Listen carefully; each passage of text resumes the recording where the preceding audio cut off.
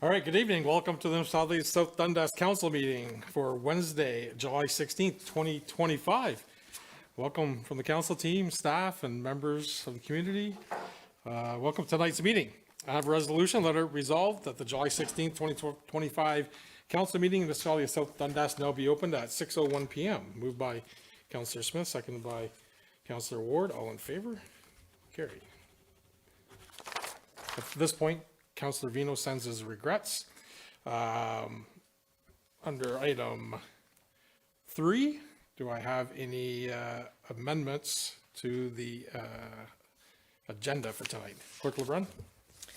Thank you, Mayor Broad. And just a small amendment to the discussion item. So that's item 12. We'd just like to move the landfill update to A. To the first so one. It's the first so one. We'll go C, A, B, D. Okay. Very Thank good. you. Any other errors, omissions, amendments to the agenda for tonight? Seeing none, I have a motion. Let the council of municipality approve the agenda as amended. Moved by Councillor Ward, seconded by Councillor Smith. All in favor? Carried.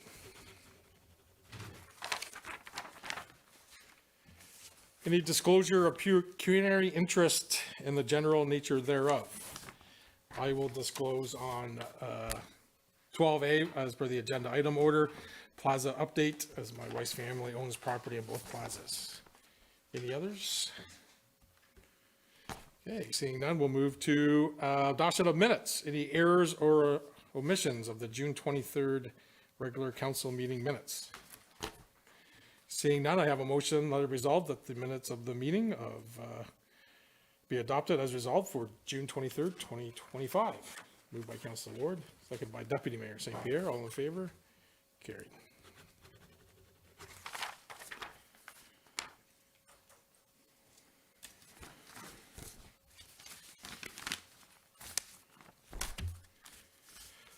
Okay, we're going to dive into delegations. So tonight we have our third, I guess, youth recognition. And tonight we're going to be recognizing a local athlete, Emma Morrow. And I'll let Clerk LeBrun share a little bit about Emma. Emma, you want to come forward to the delegation table if you wish? Thank you, Mayor Broad. Today, we'd like to recognize an athlete whose dedication and talent have left a great impression on our community, Emma Morrow. Emma's high school career was nothing short of extraordinary. A 9-time OFSA qualifier with 17 SD&G championships and 11 EASA medals, she established herself as one of the most prominent young athletes in our region. Emma's club career is no different, having become a 3-time provincial champion, 4-time All-Ontarian, 3-time New Balance Nationals qualifier, and is a national silver medalist in steeplechase. Her rankings speak volumes. Emma placed second in Canada, 13th in North America, and 29th in the world for steeplechase. These achievements represent years of dedication and an unshakable belief in pushing beyond the limits. Emma's 3 provincial championships, multiple All-Ontario selections, and qualifications for New Balance Nationals demonstrates a career built on consistency and excellence. Next up for Emma, she'll be attending Miami University this fall to study architecture, along with track and cross country for the school team. And we wish you the very best in this journey. Emma has accomplished so much more than what has been summarized, and she represents what it means to be a champion, not just in victory, but in the daily pursuit of greatness. Awesome. Well, thanks, Clerk LeBrun, and welcome tonight, Emma. It's great to have you here, and it's great that we're an opportunity to recognize another youth in our community. We've been talking about volunteerism, and tonight's like athletic and certainly academics as well. Impressive young career as a young person. As a somewhat neighbor, you're only down the street. Certainly see you out in the community and working out and running and doing all and enjoying the river. So it's awesome what you've achieved. As I followed your career, obviously social media, the Morrisburg Leader, South Dundas Inbox, and when you competed at the steeplechase and your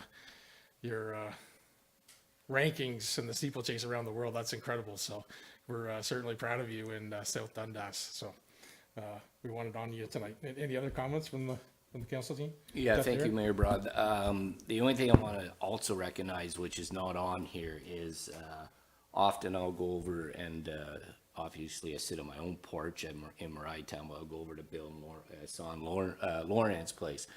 And there's one thing that we always say when you run by, it literally looks like you're floating. No, honest to God, I've never seen anybody run that it looks like you barely touch the pavement. So I just wanted to say that's quite an accomplishment all on its own. Hopefully when you get my age, you can continue that, but we'll see. But anyways, congratulations. Councilor Ward? Thanks, Mayor.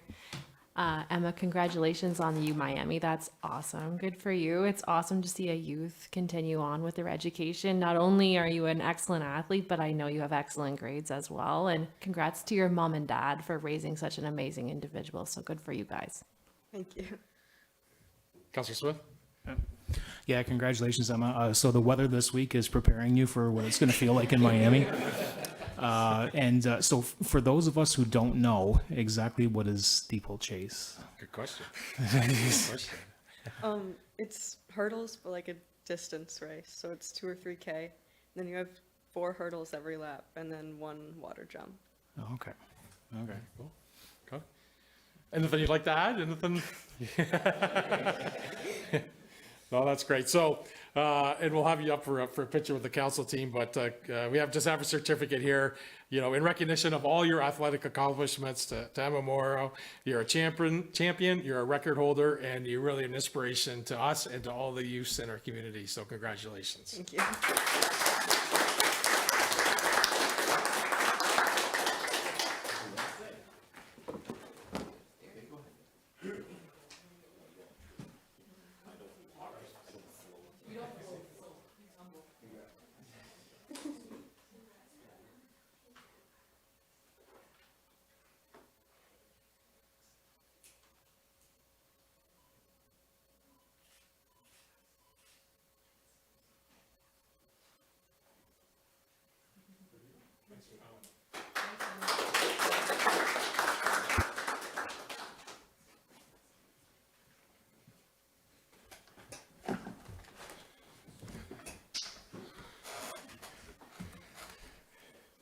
Excellent. So moving on to 6B, delegation.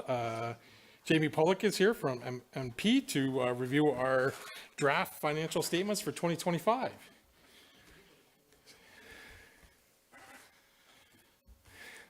Thanks, Jamie, and welcome once again to the council chambers.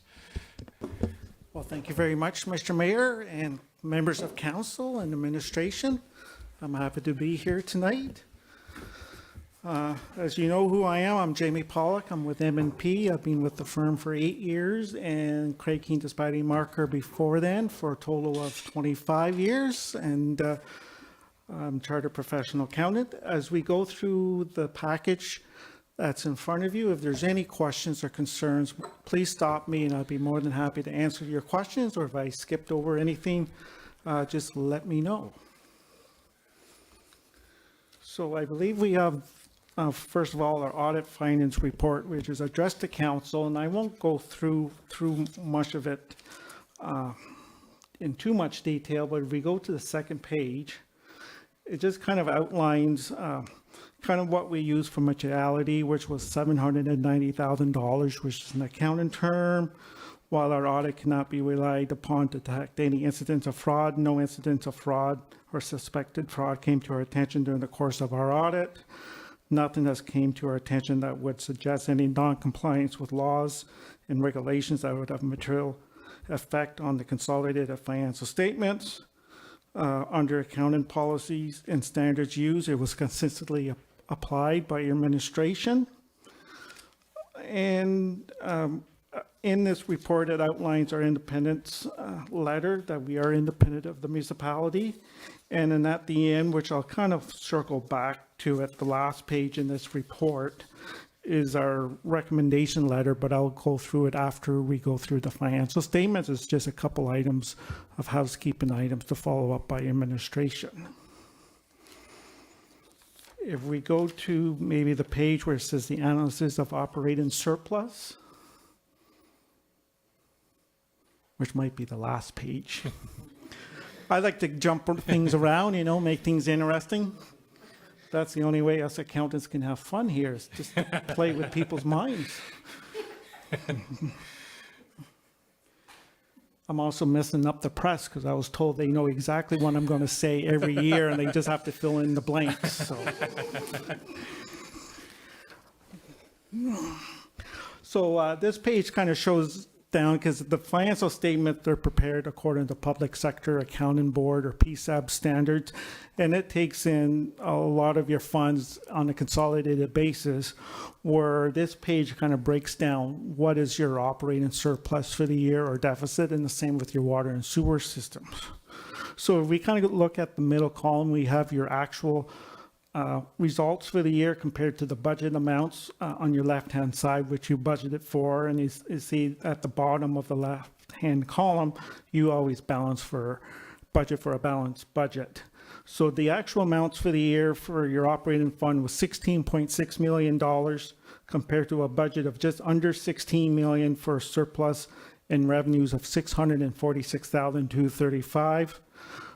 Half of that increase came for higher recreation revenues, building permits, and water and sewer fees in the year. Also, interest and investment income was higher by budget by $261,000 to the good. And donations and other, which includes land, equipment sales, dividend income from RSL not budgeted for a surplus of $143,000.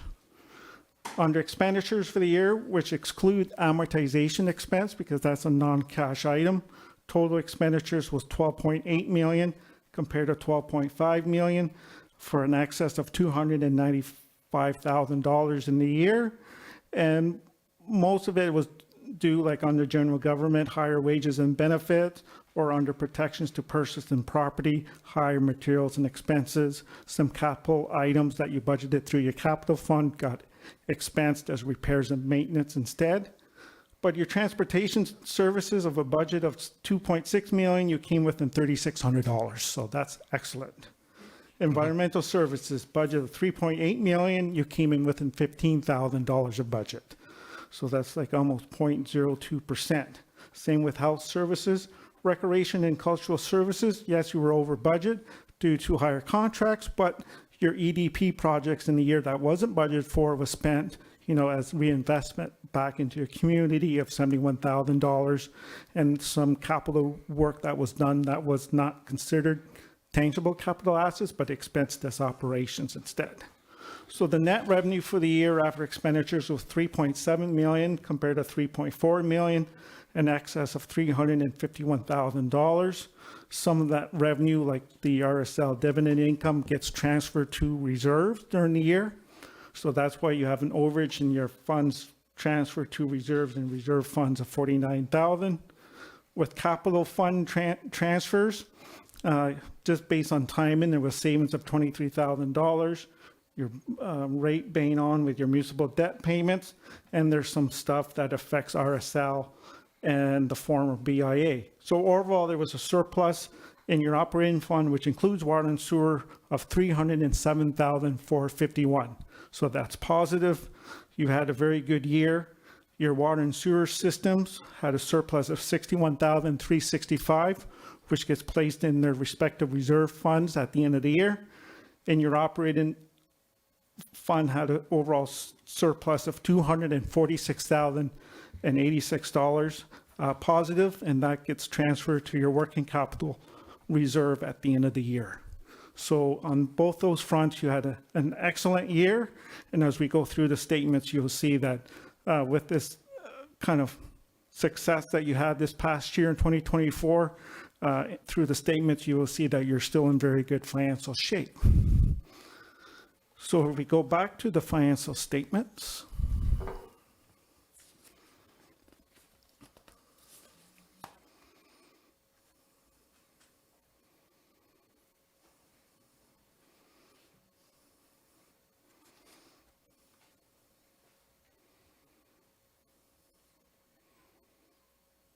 Keep going, Tara, keep going. So perfect. Oh, back one more page. So the end of, so if we go to the next page, out of all the financial statements page, the next 2 pages is our independent auditor's report. And I'll just go through the first 2 paragraphs because it's about a page and a half. And it's addressed to the members of council, inhabitants, and ratepayers of the corporation of the municipality of South Dundas.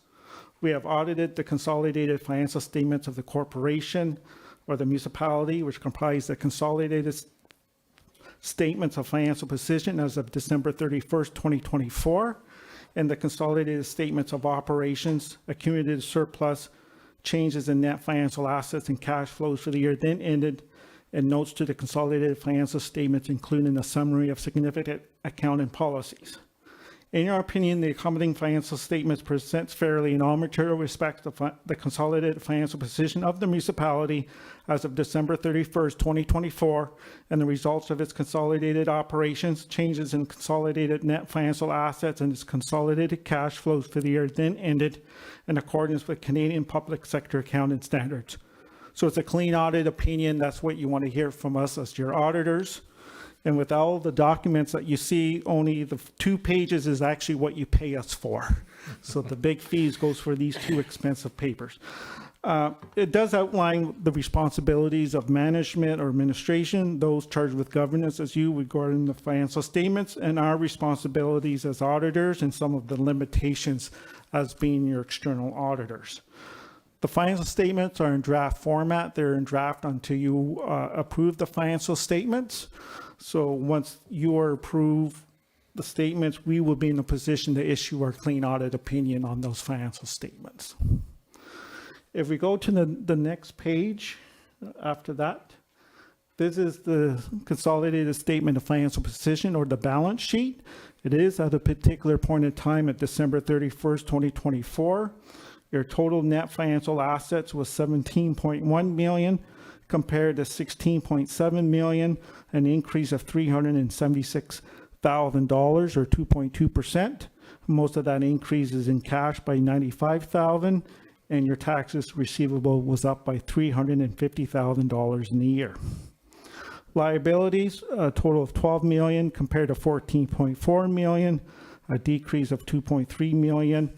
That decrease results, some of it in accounts payable due to timing of trade payables, a decrease of $89,000. Municipal debt went down by your normal debt payments in the year of $801,000 to $6.7 million. And your asset retirement obligations decreased by $1.3 million. That's due to a change in estimate of the landfill closure costs that you have on the one closed site and one with a few years left with the Matilda site. We accounted for the monitoring period being shortened to what the provincial standards are and not kind of into perpetuity, but capped at 30 years instead. So there's a change in an estimate. It's no cash impact. It just outlines what the future liability is to close and monitor both sites in the next 30 years. So your net financial assets or net assets is $5,025,000 compared to $2.3 million, an increase of $2.7 million, mainly because of the changes in your liabilities and increase in assets. Your non-financial assets, which includes your tangible capital assets like your infrastructure of roads, highways, bridges, water and sewer, land, buildings, recreation equipment, buildings. The net amount recorded for accounting purposes is $114 million, up by $281,000 or 2% from the previous year. So when I said net book value, it's based on historical costs, less accumulated amortization. It doesn't represent really the replacement value or the fair market value. It's just the amounts recorded for accounting purposes. So your total accumulated surplus with the tangible capital assets and your inventory, $120 million compared to $117 million, which is a 2.6% increase or a $3,007,000 from the previous year. So like I said, looking at your financial position, you're in very good financial position from one year to the next. The next page is the consolidated statement of financial activities. This includes your reserves and reserve funds, your capital fund, amounts picked up from Rideau St. Lawrence Holdings, Inc., amortization. So what I went through the one page here would be quite different. And if you go to the third line from the bottom, your annual surplus for the year for accounting purposes under PSAB was just over $3,707,359. As indicated, you went to the good on actual expenses for revenue, and you had savings and expenses due to the change in the estimate for the future asset retirement obligations estimate. Just going through the rest of the financial statements, if we turn to page 5, this is the breakdown of your tangible capital assets by asset type. One more page. So you see your assets broken down like as indicated by land and land improvements, buildings, vehicles, water and wastewater. The total cost, historical cost, 163 million, which is the second column in for the right-hand side. Accumulated amortization is 48 million for a net book value of 114 million, a slight increase from the previous year. However, when you look at your net book value of 114 compared to 163, you have about 70% of your useful life of your assets. So you've got close to 3/4 of your assets still available for use, and this is due to a lot of the renovations and work that was done over the last 10 to 15 years on your municipality. One thing we always like to see is the amount of additions being higher than amortization, which indicates that you are reinvesting in your infrastructure each year, and you did again this year of 3.9 in additions and amortization of 3.4 million. I have a question just while we're talking about assets, Jamie, if you don't Sure. mind. Tangible assets Yes. or non-financial assets would affect our asset management plan? And it may be a question for Treasurer Stewart. Yes, Which they're one both would the same. So they're these are your non-financial assets, which ties back into your asset management plan. So then it's equal or balanced from last year to this year. It's Which would very be good- close. Which would be good, because as we're discussing how much we're saving for asset management, if our assets went up a lot, that means our percent would go up as well. Right? Because that would be the right process I'd be thinking about. Through you, Mayor Brad, you're saying So- our assets go up, so what percentage? Yeah, so as we're working through our asset management plan and we're saving money towards that, we're working on a percent of what we're trying to save. If our assets go up and that percentage then increases how much we're trying to save, right? Not necessarily. Not My necessarily. percentage Okay. is a little bit different Sure. from that Yeah. calculation. What we like to see is that if you keep amortizing and not put any money back into your infrastructure, they're aging and you're not keeping up with your annual amortization, so they could be deteriorating each year. But if you keep investing more than your amortization, at least you're keeping them newer and fresh, and you're not letting them go down to the rust coming off the vehicles, so at least you keep reinvesting in that. And with an asset management plan, you can really plan when you're going to have to replace those assets, so it's not at the worst case scenario. So there could be savings as you go through the asset management plan there's savings here that you can reinvest in other places to keep putting those savings back into your infrastructure assets. Okay, yeah, perfect, thank you. If we go to page 7, which is the breakdown of your consolidated schedule of accumulated surplus. So we have your operating surplus deficits, which includes your capital fund and your investments in RSL, less some liabilities to be recovered from future revenues, amount of 385,000. Your reserves and reserve funds totaling 13.7 million, which is a $500,000 increase from the previous year, or 4%. And you're invested in tangible capital assets less the related debt and AROs of 105. So the key figure here in this page is your total reserves and reserve funds going up by 4%, which equals almost close to the rate of inflation from the last few years. If we go through other parts of the financial statements, because if I go through page by page, we will be here till tomorrow morning, so. If we go to maybe note 5 on page 17, it just shows the breakdown of the deferred revenue relating to the OCIF funding. You have $84,000 left in that fund to be applied to capital purposes. Note 6 is your obligatory reserve funds. You have $348,000 left, which includes $31,000 for gas tax, $282,000 for your parkland reserve fund, and some leftover COVID-19 funds yet to be utilized, carry forward about $33,000. Next page is your breakdown of your long-term debt.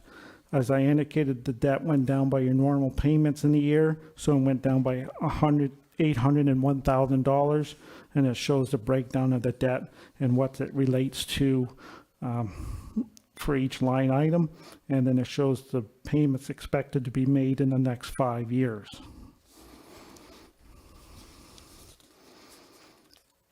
If we turn to page 20, note 12, it's a breakdown of the operating surplus, which is very similar to the page we went through at the start.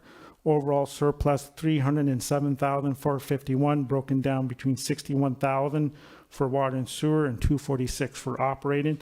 This just reconciles from the start of the financial statements under PSAS, like the middle column, top row, 3 million, and how we get down to the 307,000. And it's because funds you earned was placed into reserves. You draw down some reserves for capital. You purchase capital of 3.9 million. There's the change in the asset retirement obligation. So it kind of goes down to what your operating surplus is for the year. And as indicated, it's quite positive. And there's comparatives to the previous year, which was positive for both your water and wastewater systems and operating. And your operating just had a higher surplus, almost double from the previous year. When we go to the last 2 pages in the financial statements, we have your 5-year financial review comparison.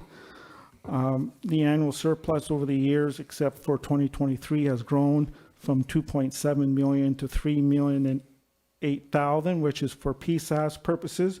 It shows the amount of property taxes that was billed, which shows that over the 5 years, it's gone up on annual average rate of 1.8%, which is good, which ties in with the overall rate of inflation over those 5 years.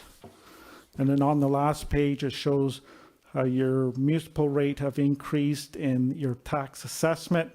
So with the combination with the increase in property taxes, it ties back to the growth in your taxable assessment, which gone up by 1.9% annual average over those 5 years. Some of the key financial indicators I just like to bring to your attention: the amount of tax arrears as a percentage of your own levy grew by 3% from 13 to 16%. The amount of percentage of total levy went up by 1%. If we look under sustainability, financial assets to liabilities, 1.4 to 1, but if you exclude the long-term debt, it's 2.8 to 1, which is good because if you're in business, it's usually a 2 to 1 ratio that you aim for, so that's good to be at 2.8. Vulnerability, no surprise that the amount of operating grants from provincial and federal governments compared to your total revenue has been decreasing for the last 5 years, and that's a trend I expect to see that in the future. And same with your total grants to total revenues, a little bit higher from last year, but compared to the previous 3 years, it has dropped by 10%. Reserves coverage, your total reserves, excluding your reserve funds, was 6.6 million. The amount compared to your percentage of total operating expenditures was 44%, up by 10%, and we always like to see that between 25 and 50%. When you look at your working capital reserve, that grew by almost 200,000 at 2,086,000. The percentage of operating expenses, just under 14%, and we like to see that between 10 and 15%. And your reserves to working capital, 1.05. So when you look at working capital, such as your cash, add your taxes and AR, less your payables, at least you got the reserves to offset that. So they're in balance, as we say, and count in terms of almost 1-to-1. So with these financial indicators, you're still in very good financial shape. Your reserves are quite healthy. When you look at them as a whole, it all depends on what your use for those reserves and reserve funds. And you have a surplus in the year operating of $246,086. And we're about to issue a clean audit opinion on these financial statements. So that is my report for the year ended December 31st, 2024. Well, thank you, Mr. Pollock, and glad to hear once again a clean audit. So thanks to our treasury team for delivering that to us.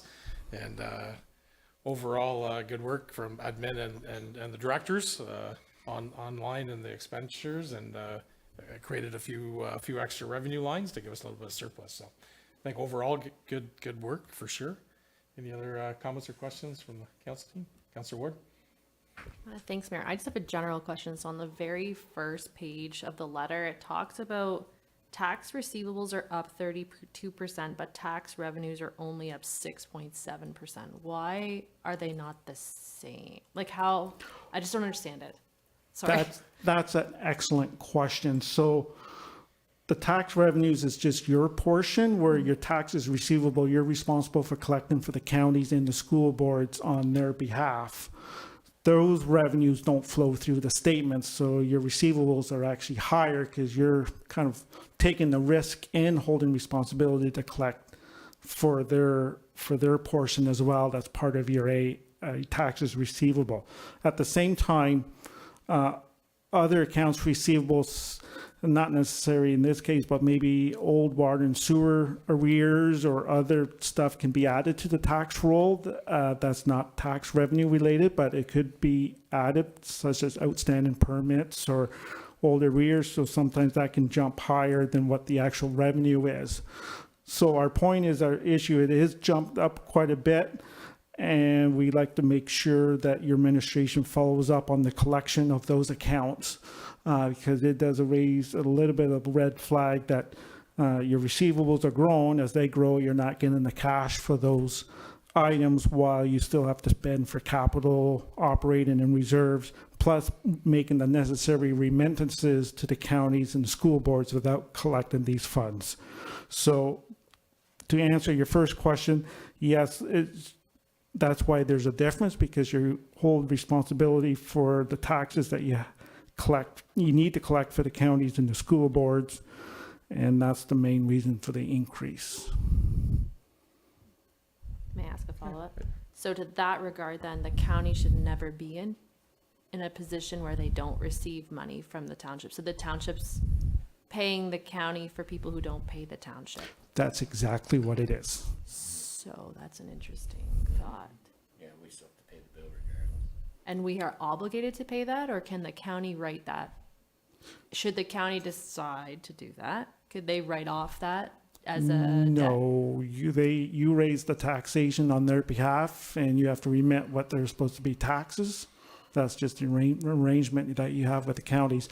Now, if you end up having any official tax write-offs, then you can reduce your balance owing to the counties or the school boards based on official write-off procedures.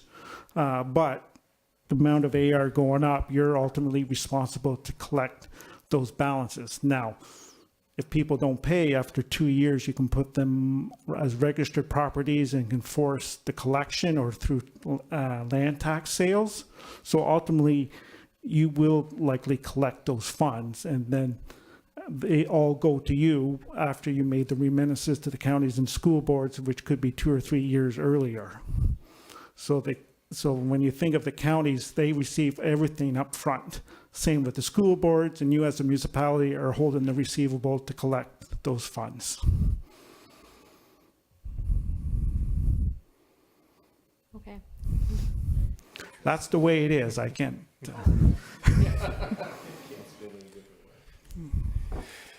Any other comments? All right. I just want to say that we recommend administration continue to monitor and collect these amounts on a monthly timely basis, which will assist in the overall cash flow for the municipality. Administration is aware of the higher balances and is following up on the overdue accounts.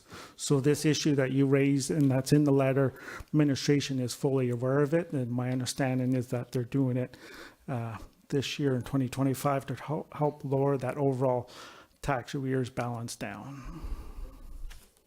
Yeah, of course. Through you, Mayor, we do have a policy for that, right? Through you to the treasurer, I believe. Through you, Mayor Broad, a policy on collecting. Yes. Well, we do send out reminder notices and follow-ups that way. And we do charge interest. And we do charge interest monthly. So if you think about, my memory is correct, in 2023, we significantly reduced our accounts receivable, which significantly impacted our interest revenue line for 2024. Right now in 2024, that's gone up somewhat, which will now increase potentially our interest line going into 2020, like the 2025 books was 2026. So it has gone up and down over the last 3 years. And through you, Mayor Broad, we are monitoring it monthly, and it has improved in 2025. But it's still a work in progress for sure. Yeah. Dr. Run? Thank you, Mayor Broad, through you. Just wanted to answer Councillor Ward's question about we do have a property tax collection policy, and it was last updated in 2019. And the taxes receivable does include the accrued interest receivable on those balances that does get collected, and they're charged at a rate of 1.25% per month or 15% for the year. Very good, Mr. Pollack. Thank you. Treasurer Stewart, any final comments? We can let Jamie go. So I just like to say a big thanks to Julie and Sean and Trevor and Ben and Tara and the whole and your clerk for their cooperation during the audit, and greatly working with them. And we look forward to working with you guys again next year. So thank you very much. Very good. Thank you. And I'm happy to take questions anytime. All right. Well, I do get the opportunity to see you at other financial reviews at the counties and at RSL, so I'll see you at RSL next. Yeah, that's next week, I believe. So thank you. 24th, yep.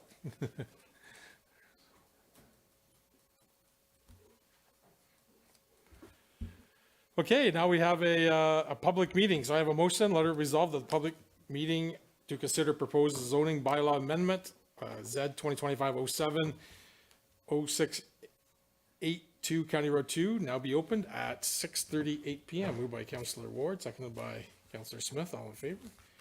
Carried. I will be turning it over to our planner, Peter Young, but I will just, he will cover a little bit of this, but I always like to start off our public meeting, officially opening it under 34 section of the Planning Act, where we have a zoning application. Anyone who wishes to speak in favor or contrary to any of the proposed zoning bylaw amendments will be given the opportunity to do so tonight.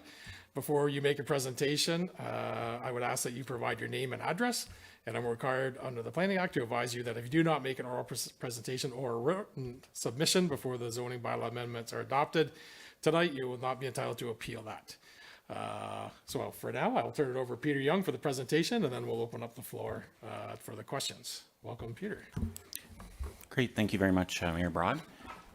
So I'll just get right into the presentation. First, as the mayor said, the meeting's being held pursuant to section 34 of the Planning Act. If you'd like to get a notice of the final decision, you could email planner@southdundas.com or contact the clerk's office at the municipality. So the meeting tonight's an open forum for the public and council to gather information, ask questions, voice comments and concerns. First, I'll give a quick overview of the zoning amendment and the planning process. Following that, the applicant, if they'd like to comment or add anything or have a presentation, they can come up to the front as well.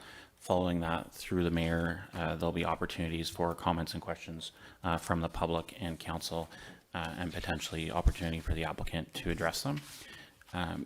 The decision on the application could be made later this evening or at a later date. And as the mayor said, there is an appeal period for this application as well.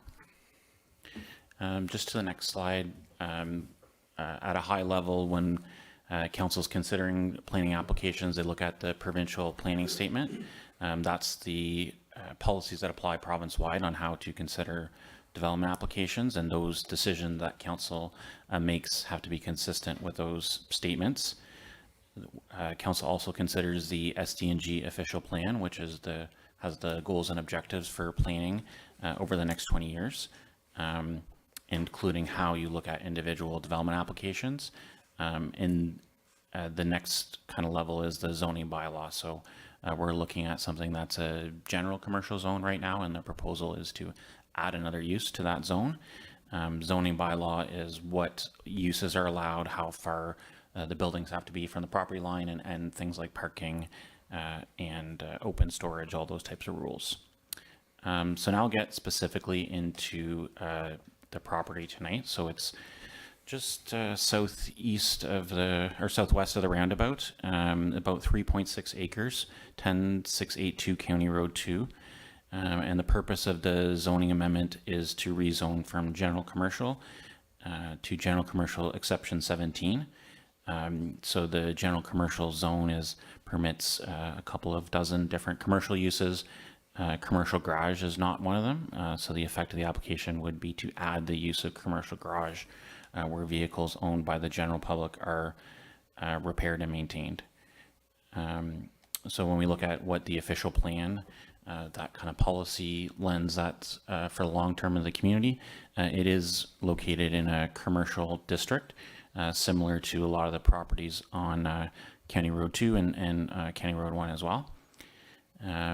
And to the zoning, it's general commercial, which permits a few different similar uses, like a automobile dealership or a service station, but it does not permit the standalone commercial garage.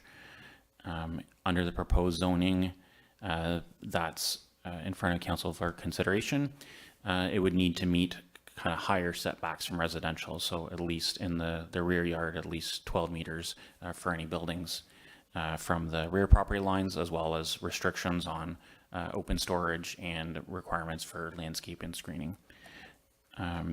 So there's been one comment received to date, along with the petition that was sent to council as well.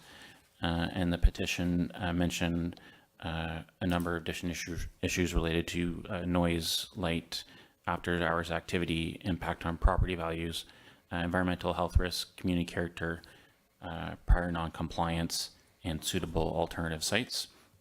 So council's received the entire petition in detail, and that was signed by most neighbors on the rear side in the neighborhood right behind on Bridlewood Court. So through the mayor, I would turn it back to the applicant or the public. Thank you, Mayor. Thank you, Mr. Young.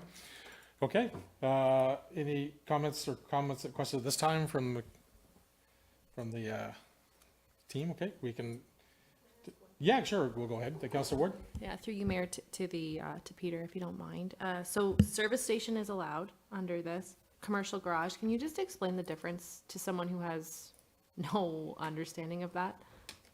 Sure. So service station is more like a gas station that may have traditionally, and I think what used to be on the site too, there was more of a gas station with a couple, one or two bays for, like, you know, doing oil change, different types of repairs.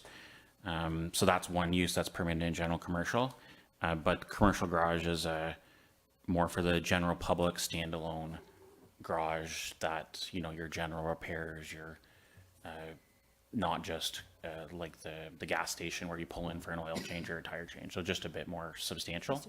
It does permit an automobile dealership, and a lot of those do have garages as well. But in this case, it doesn't permit just a standalone garage. Okay, thank you. Thanks, Mayor. We'll open it up for comments from the public. You can step forward to the mic, turn it on, red light, and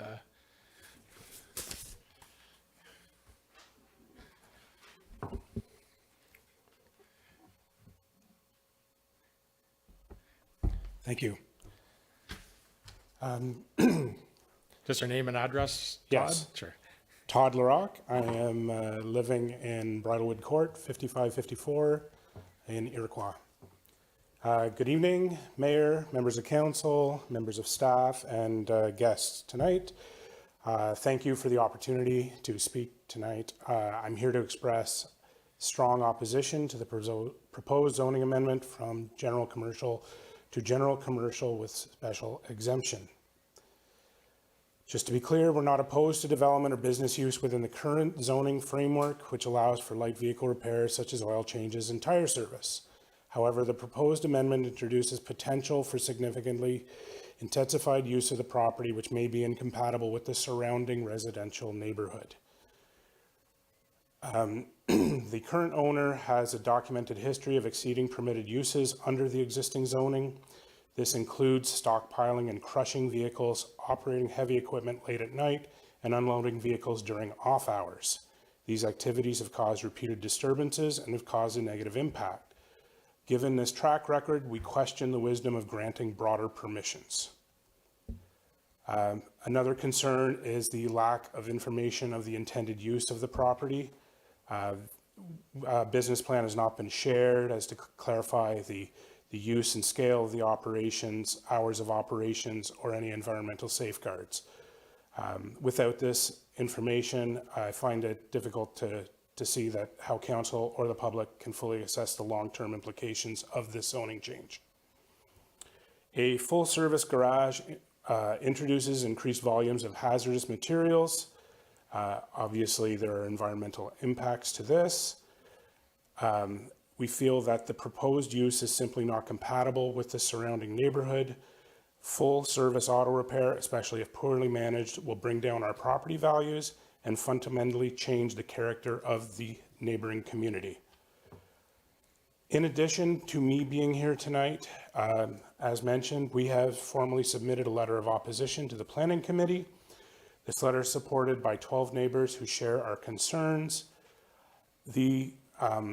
We believe this speaks to the genuine and shared concern within the immediate area, not just from one household. We respectfully request that council reject the zoning amendment.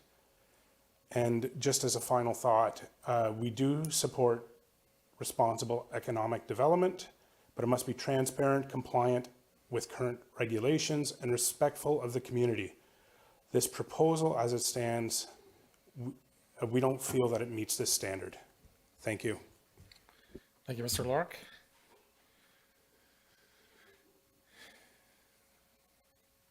Any other comments at this point?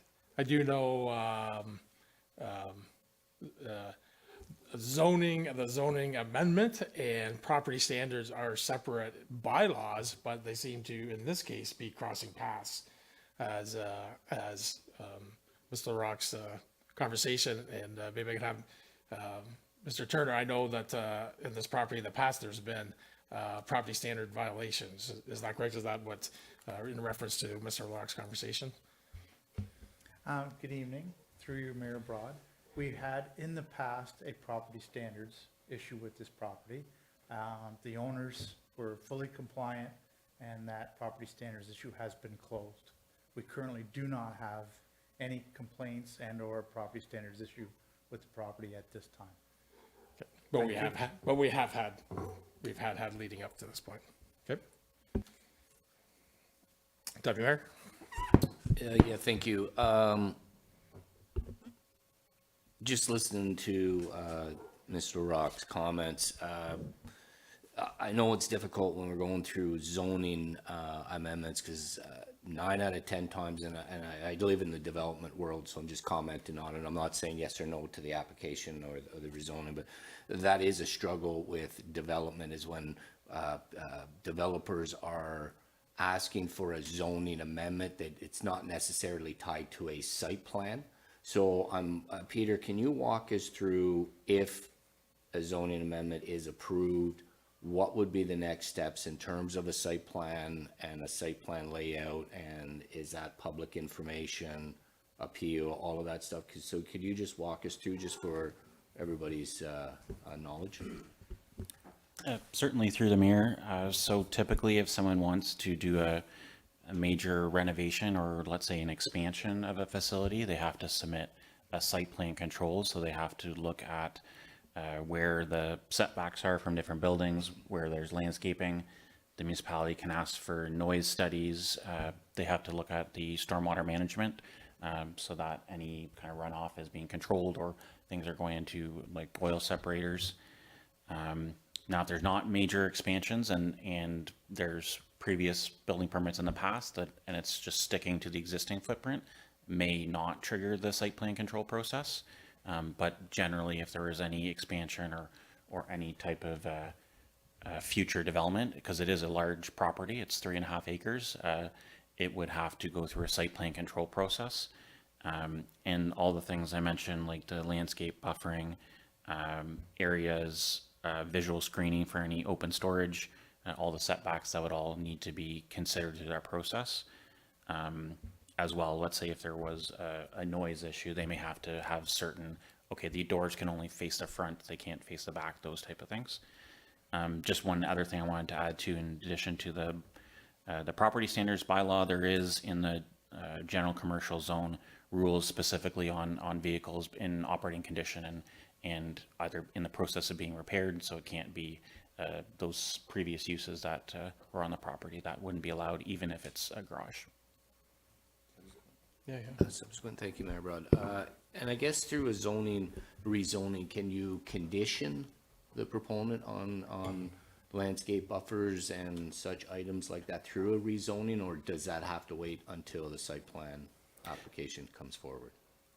In this case, in the bylaw that's prepared as part of this application, there is a mandatory landscape buffer of 3 meters along the rear yard and the side yards. Now it is pretty much, there's a lot of landscaping there already in terms of hedges all along the outside of the property.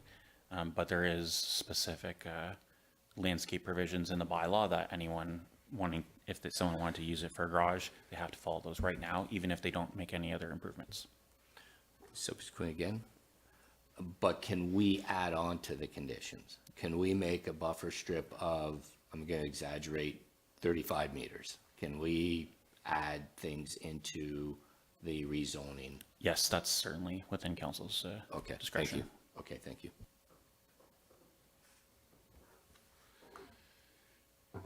Any other comments from the council team? Any other property owner with us to speak? No? Councilor Smith? Yeah, so it's hard with this one because we're trying to walk through like the west end of Iroquois. Like we have a property there that's for sale, and like and I wish I could fast forward 10 years and to figure out exactly how the west end of Iroquois is going to develop, but we don't know that yet, and it really makes it tough in this one because you don't want to do something that's going to really negatively impact something in the future, and so that's why I'm stuck between what's right and what's not right here. The issues that we read in the letter, most of those issues were just plain and simple property standards issues. There were things happening that should have been happening, and even with the rezoning that we're doing right now, those things still will not be permitted to happen. Is like, noise at night, after hours, scrap cars in the back, junk cars. Like, it's not being rezoned as a salvage yard, and it's being rezoned as an automobile repair shop.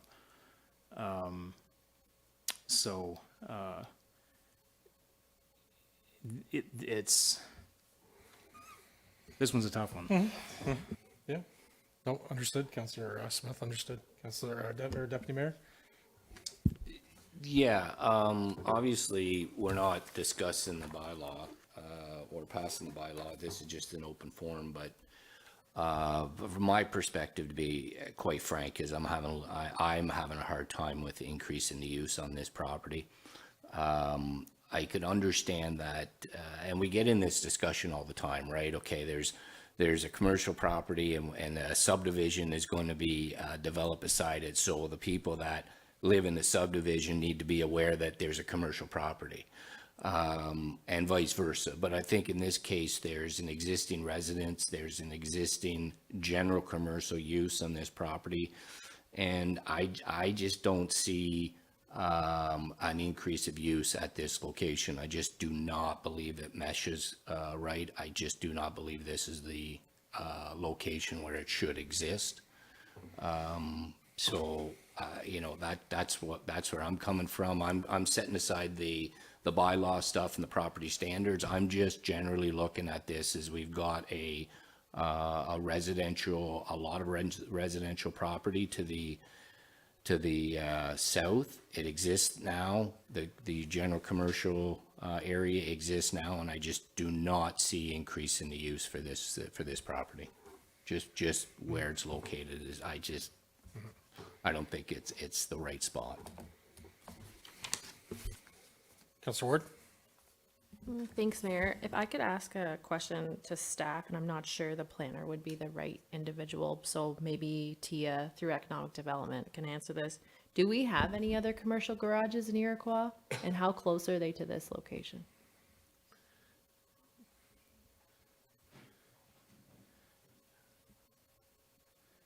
The closest would be Carmen Road, right north of the roundabout. So we'd have Mullen. Mullen. And then Lloyd that has his shop. And O2, yeah. Okay, any other comments before we close the, step forward? Yep, step forward, yep. Yep, of course. I have a question. When you mentioned the distance from the property line, you said, which was it? 3 meters for landscape, but the actual building would need to be 12 meters or any expansion, so that's 40 feet about. But there's And a it's 12 meters from what? the property line, the rear property line. The rear property line? Yeah, so it would Okay. be if your property's right, any of the residential ones. Okay, that's the clarification, because it's very close to the east side property, that's why. Okay, Yes. thank you. Yeah. Very good, thank you.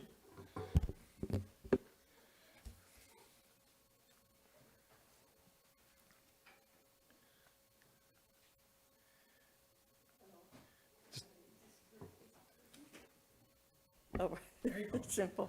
My name is Karen Taylor, and I live at 5570 Bridlewood.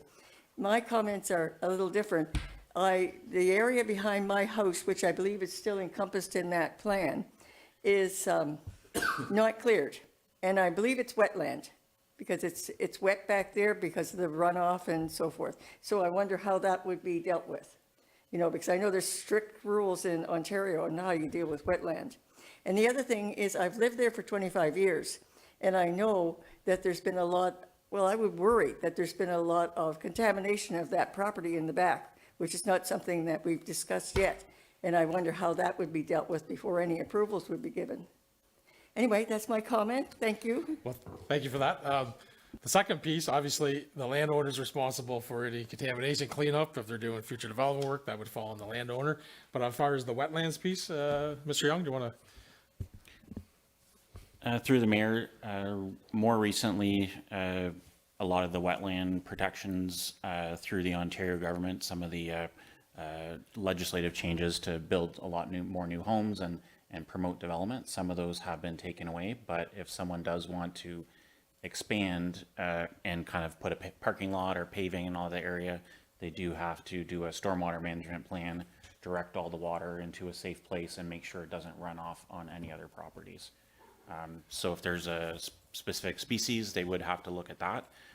But generally it would be through the municipality. If they're expanding the parking lot or doing anything like that, then we would, they'd submit a plan showing where there would be like a stormwater pond and directing all the water and trying to protect all those areas, leaving the buffer there, put it maybe in a different location. Councilor Ward? Okay, thanks, Mayor. Is the applicant here? Yep, the applicant is here, the landowner's here. Would they want to share what their plans are for the property? Because maybe that would help. Would Would the landowner like to speak on the matter in any way? No, okay. No, okay. Very good. Okay, I have a motion, Let it resolved that the public meeting to consider a proposed bylaw zoning amendment, Z 2025-07, 10682 County Road Number 2 of Iroquois be closed at 7 p.m. And the Council of South Dundas rise and convene back into its regular council meeting. Moved by Councillor Smith, seconded by Deputy Mayor St. Pierre. All in favor? Carried.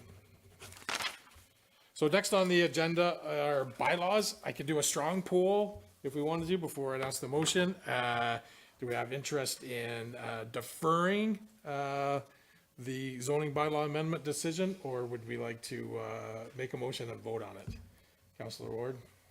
Through you, Mayor, I would suggest that we defer for the sole purpose to give the applicant the opportunity to present a plan, and maybe that can come back. I do think that a lot of the concerns that the resident have voiced in the back could probably be maybe alleviated or at least explained better if you came forward with a little bit of a plan. I know you're not obligated to do that, but it may help answer some of the questions I think council has, as well as the residents. I would like to defer. I'm not ready to make a decision right now. Councillor Smith? Deputy Mayor? Well, no, I mean, you've heard my stance on it as well, and to be quite frank with you, a site plan is not a requirement of a zoning application, so I don't think we need to come back with a site plan. This is just a mere, you know, if we open this discussion up, then every time we have a zoning application, we're gonna be asking for a site plan or a plan of subdivision to see what the layout is, so I'm kind of indifferent on that one. I don't think we should be proceeding in that light. I mean, it's just a zoning. I mean, when we had Mr. Vino's R3 to R4 zoning application in Iroquois, we didn't ask for a plan of subdivision or a draft plan.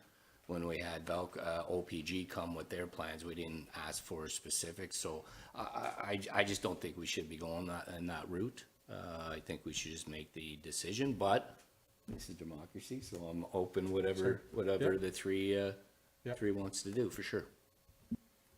I am thinking an opportunity to gather more data is my deferred piece, but not like sold on. Yeah, so It's through not you, Mayor, right. I don't want a site plan application Yeah. because that's not how zoning works. So I'm just looking for more, I think if there's more information to be shared about what their plans are for the property. So, you know, like they ask about operating hours, they ask about, I'm sure those are things that you have when you're developing a business. And if they would like to share them, it may help us and Sure. make a decision. That's all I'm suggesting. And if they don't, then we would defeat the motion. At that time, you would say, right? Okay. Okay, I'd like us to, under 9A, defer the bylaw. So we'll need an official Yes. vote on that. So, all right, so the bylaw that the council puts out hereby adopts bylaw 2025 being a bylaw to amend zone law 2010-48 with respect to the lands described on plan lot 47, lot 1, RP 8, R275, part 1, former township municipality of South Dundas. So, moved by Councillor Ward, seconded by Councillor, or just to defer, right? So, yeah. Okay, so very good, so we're in agreement to defer. No, vote, you gotta vote. Okay, so to defer? I'm moving it. Yeah, and, okay, Councillor Smith is seconding it, yeah. Deferred, all in favor of the motion, or to defer, okay. To defeat the motion? Okay, thank you, so carried on the defer. I vote to defer, by the way, so in this case, since there's only 4 of us here, I'm voting to defer. Okay, so that's 3-1. But technically, we didn't anyways, because it's still a 2-1 vote, right? Well, I could have voted to make it 2-2. And then it would have been deferred. Yeah, yeah.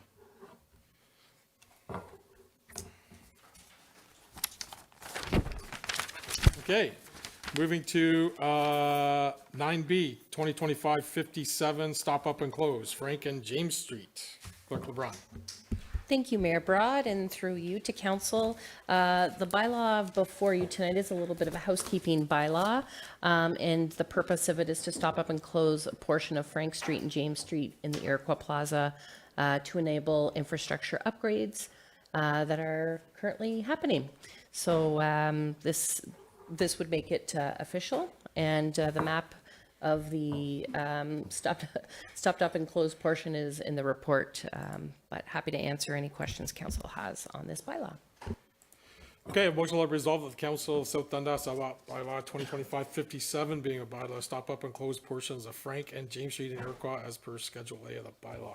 Moved by Councillor Ward, seconded by Councillor Smith. Any questions or comments before we vote?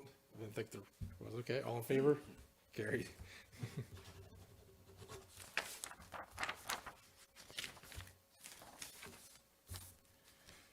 Okay,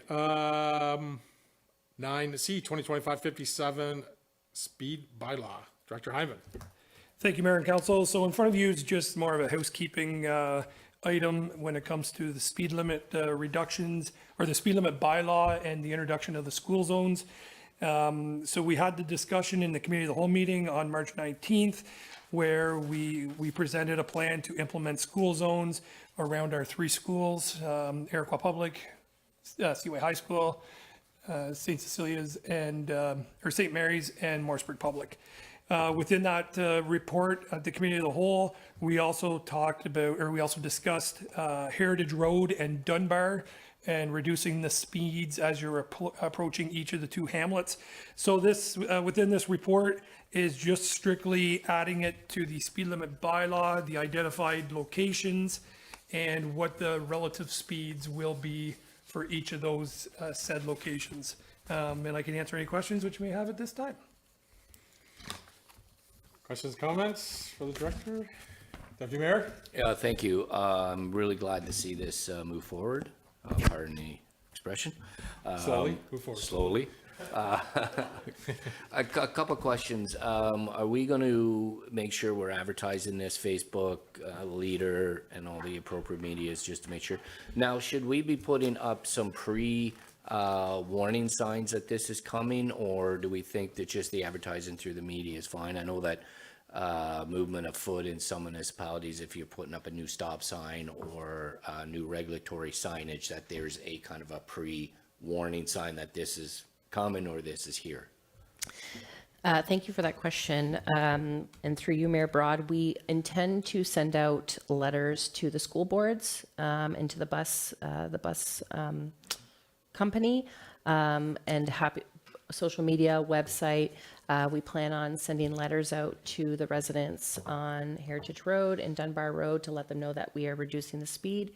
I can't speak to the signs that we put up beforehand, but it looks like we don't.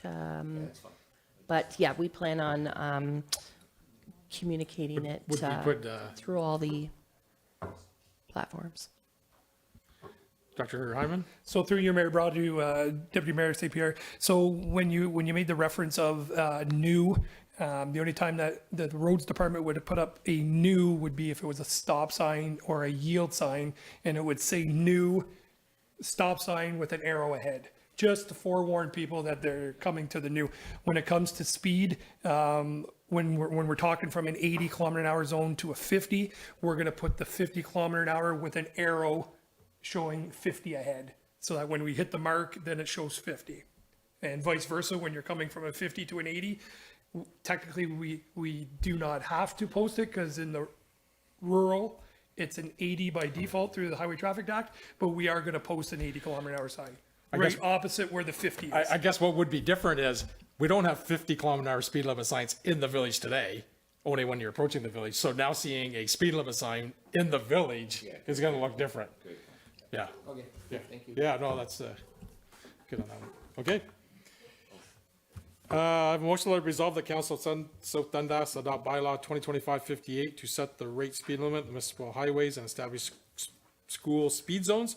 And the Council of South Dundas repeal bylaw 2020-122 and 2024-20 in its entirety. Moved by Deputy Mayor St. Pierre, seconded by Councillor Ward. All in favor? Carried. And hope to have in place by the school year. Well, we gotta take our time, but You can speed to get the signs up. yes, the signs have been ordered. I've been going back and forth with the sign company because we made some changes to the school zone sign because we did not implement a time of day. Yeah. Where it's strictly 40. So we made a few changes. So I'm just waiting to hear back from them, and we'll get the signs ordered. Thank you. And on next one, D, 2025-59, stop up and close Haynes Road. Clerk LeBrun. Thank you, Mayor Broad. I'm very happy to bring this report to council tonight. The purpose of this bylaw is to stop up and close the unused portion of Haynes Road, which council declared surplus in February. In May, council directed staff to receive a formal appraisal on the property, and then they authorized the sale of the property to Terry Vino for the amount of $15,000, including legal, survey, and advertising costs. So this is wrapping up this process. So by stopping up and closing this unused portion, will allow us to proceed with the next steps to transfer the property over to Mr. Vino. Questions, comments? Seeing none, I have a motion. Let it be resolved that the Council of South Dundas adopt bylaw 2025-59, being a bylaw to stop up and close and dispose of any unused portion of Haynes Road in the municipality of South Dundas, and that the mayor and clerk to execute all documents necessary to give effect to this bylaw, including the deed of conveyance, and that legal services be authorized to prepare all necessary transfer documentation for the sale of the adjacent property owner, Terry Vino, and that the chief administrative officer be authorized to execute agreement of purchase and sale for the appraised value of $15,000 plus all associated costs. Moved by Councillor Smith, seconded by Deputy Mayor St. Pierre. All in favor? Carried. Congratulations, Mr. Vino. You have a new piece of property. Okay, boards and committees. I'll start off with Councillor Smith on the cemetery board. Yeah, thank you, Mayor Broad. So a few weeks ago, we had our inaugural meeting of our cemetery committee. It was basically just a meeting for us all to get together to introduce ourselves, all the people who are participating. There's about 8 people sitting on the committee, including myself, Clerk LeBrun, and Director Jansen. Basically, just went over introductions, going through the council handbook, like the committee council that was prepared a few years ago, that all of our committees follow. Basically just, going through, like, this is how we run our meetings. We use like the Roberts Rule of Order for meetings, and worked on just gonna set out like a terms of reference, scope of our work, and so we do have we did set, so the spirit of this committee is maybe just going to meet, say 4 times a year, just to go over just kind of like just the basics, cover the basics. But for right now, we decided that just to kind of, till we get things up and running, we're going to have a couple meetings here throughout the course of summer. So we have set up, actually, I believe it's on Monday, correct? Next Monday, the 21st, a tour of the cemeteries that we are currently looking after. And the following, a couple nights later, we're going to have another meeting just to basically set up like the scope of what we're doing, and like the level of service that we're going to be providing to the cemeteries. So realizing that not every cemetery that we're looking after is going to be in as good a shape as the cemeteries that are being funded already. So we're just gonna decide that, okay, what's the minimum standard that we're gonna keep it at? Is the grass gonna be cut every 2 weeks, 3 weeks, 1 week? Like, what's it gonna be, 3 times a year? Like, we're gonna have to set what that service is gonna be, and just set a budget for moving forward for the next years. So anyways, we decided, or as we were going through, we were throwing out some ideas and stuff. One of the ideas that I had was for Susan Peters, she's the archivist who was on the committee, to try and find not only the cemeteries that are our responsibility now, but just in South Dundas in general. Are there any people buried in those cemeteries of historical significance that maybe we can try and leverage some funding from some other levels of government for something? And just basically, yeah, so that was basically it. Crystal, did I forget anything? No, you did a great job. Did a good job, okay. There you go. No, that's great, Councillor Smith. Well, thank you for, getting this committee going and getting the meetings going and being passionate about it, and I think some of the conversations we've had is that getting the committee together, help all these volunteers that look after the graveyards today, keep them going and give confidence and find some funding for them or help them fundraise so that we don't own more. Yeah, Take on exactly. more, right? That's part of the goal, right? Is Yeah. to give people an avenue, to keep the cemeteries up and running. Yeah. Yeah, that's great. Yeah, exactly. So I just forwarded an email to Clerk LeBrun a few days ago about potentially maybe another one coming our way. So Right. Yeah, so it's, I think that this is going to be never ending. So Yeah, so that's good that we have a pulse on it. yeah, there are cemeteries that they are running out of money. They have people, but they're running out of, they have volunteers to look after them, but they're running out of money. And then there's cemeteries that have a fund, a pot of money sitting there, but they have nobody to run it. And so that's the two situations Yeah, that, so that's good. that a lot of them are in, so. Good. Well, thank you for that. It's good. Border Mayors Alliance. So just had a short meeting last week, just getting updates on basically where we're at today, which is always ever changing when it comes to tariffs. But we are planning, and our conversations was about how the Ontario members are going to hook up at AMO. So when be delegations, they'll be talking at AMO, just about all the things that Ontario, as well as other provinces have similar conferences, and they'll be doing them as well. So those folks and mayors and other places will be meeting on that one. So no other news to update on that. Under D, Iroquois Waterfront. Deputy Mayor? Yeah, just very quickly, we did meet last week. It was a small little group of us. Some people are just away on vacation and whatnot. Just a couple updates at my end. The trash can artwork continues to evolve. David, I'm not sure if there's any more update to, Okay, it's all out because I know the comments were it was still about a week away. So how many trash cans are going to get? All the entrances, which is about 3, 4. Okay, so take a walk down and take a look at them. They're pretty cool. The one other thing we talked about was we got in a discussion again about the user fees at the beach.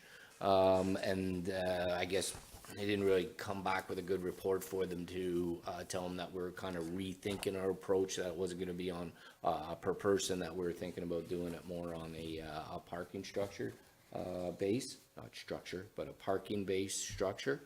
But one of the things, or a couple of the things that they still want us to move forward with, and it kind of fell off us a little bit, was the signage that we kind of talked about of, no barbecues, reduction of tents, items such as cleanup, items such as that. We are still recommending that we should move forward with some of these items to give notifications for both Morrisburg and Iroquois Beach. So hopefully we can have a further discussion about that at our next waterfront committee meeting.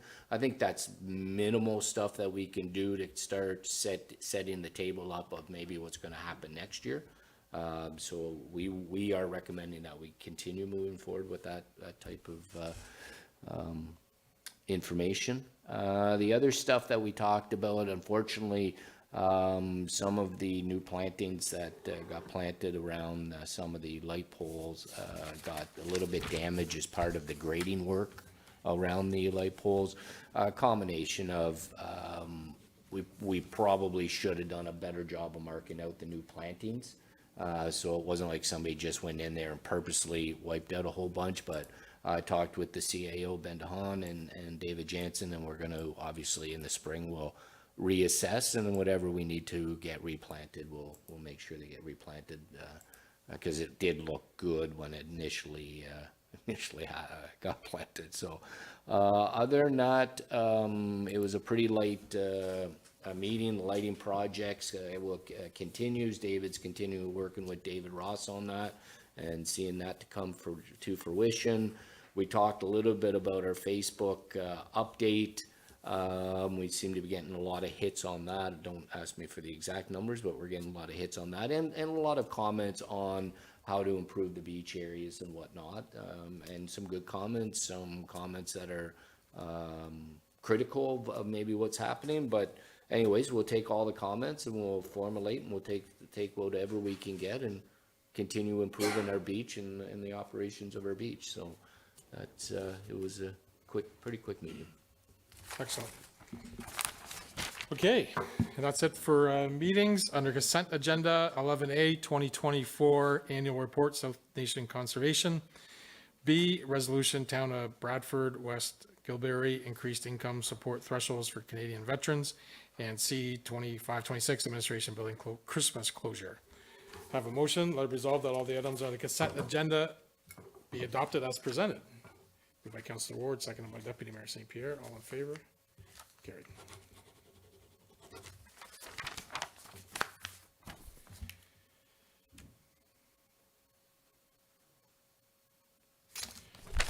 So we are going to start with C, landfill update. Director Hyman. Thank you, Mayor and Council. So in front of you, you'll just find a quick little KIR over some activities which has been happening at the landfill to date. So back in February 19th of 2025, we based our calculated fill rate of 3,650 meters cubed per year. That's waste that was going into our landfill from curbside collection. South Dundas had an anticipated of 2.3 years remaining before the landfill had reached. So that was from January to July, or to June 30th of 2024 that we were accepting the waste. So then in 2025, or in January or July of 2024, we sent our waste to GFL. So that has not come into our landfill.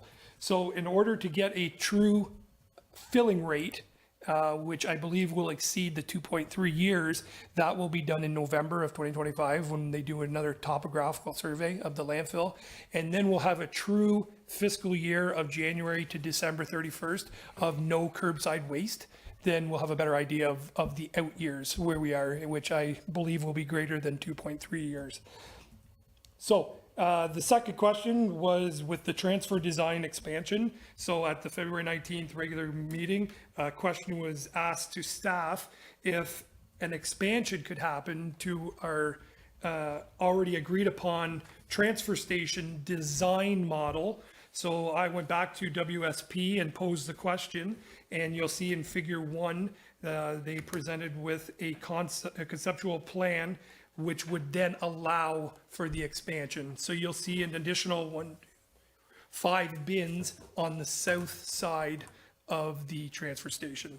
So that's kind of a conceptual design based on the question that was asked if an expansion could happen at the transfer station.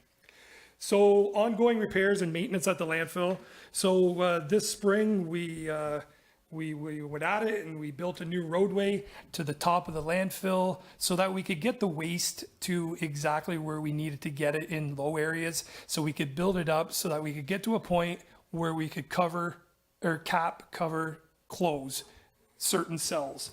So in doing that operation, we purchased, the municipality purchased some swamp mats. Those swamp mats were utilized on the top of the hill to add some strength, some rigidity, and then 3-inch gravel was put on top to make the roadbed. So you'll see the top picture is the ramp going up to the top of the hill. That's strictly gravel. And then where the turnaround is, those have the swamp mats side by side with the 3-inch gravel placed on top.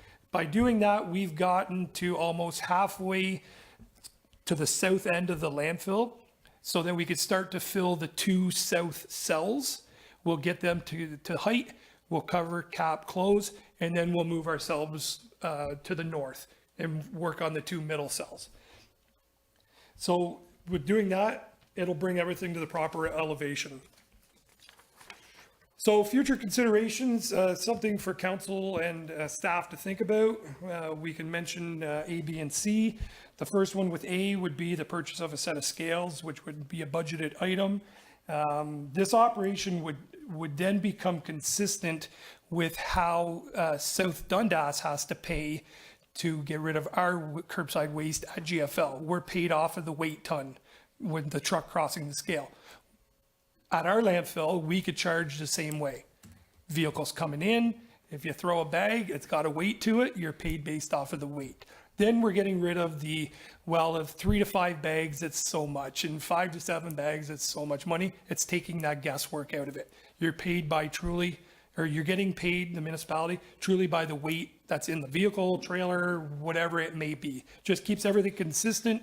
When we eliminate scrap steel from the landfill, we could weigh the truck first as it comes in empty. They load the scrap steel. We could weigh it loaded. Then we get a better idea of what the net weight is for scrap steel, so that we know when they send us the weight from their end, we can compare and figure out where we're at with that. It just puts us on par with everything. The second part would be to increase the transfer allotment to 400,000 annually into reserves. And then that'll get us to the end goal of building the transfer station and capping the landfill. So there's not a surprise at the end of maybe 5 years, whenever it comes time to do those two activities, there will be money in the reserves or close to the right amount of money to do those two projects. And then lastly, when we talk about the design of the transfer station, through speaking with David Jansen, the recreation director, we think we should be going with the design and build format. Send it out for construction and allow the winning company to come back with the design for us. We would show them a conceptual plan. This is what we want it to look like. You come back with the design and the cost to build it. And I think we'd get a more favorable value out of the one contractor versus us having to go get it engineered and then present the plans. I think that's the better way to go. But again, I'm open for discussion when we get to that point moving forward for the transfer station. So that's what I have to present, just to keep you update on what's happening north of Iroquois and the little gold area that we have back there. So I can answer any questions which you may have at this time. Well, thank you, Director Hyman. Yeah, no, it's great. I love the idea that you've come back and have a way to expand, right? To expand if we wanted more dumpsters. That's great. Weighing, I think that's a great idea. You know, people say, well, what if I have steel and garbage? Well, you weigh, you dump load the steel, come back, weigh again, unload the garbage, right? You weigh a couple times and then you get the full value, or we get the full value, they get the full value, they don't have to pay. So that's interesting for on the way. I am interested to hear from my municipal friend and my engineer friend at the table on the conversation about having somebody else design it and do the work. So that's interesting. So, Deputy Mayor?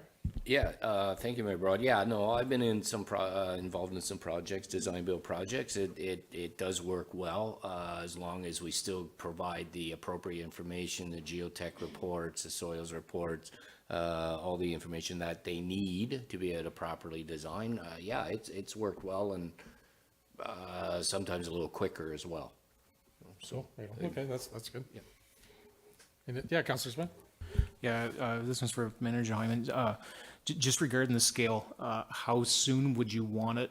And what would an approximate cost be, and how long? Would you want one like for a tractor trailer, or like how big? So through you, Mayor Broad, to Councillor Smith. So I'm not one to purchase something just so it works now. I'd like to see it go out into the future. So obviously, we would be looking at something that could accommodate a tractor trailer, just because of size. Because now you're getting pickup trucks that are bigger. They're coming in with fifth wheel trailers on the back of them. So we get a small set of scales. It might work now, but it's obsolete in a year because it's not being able to service the whole area. So yes, that's where we've been looking.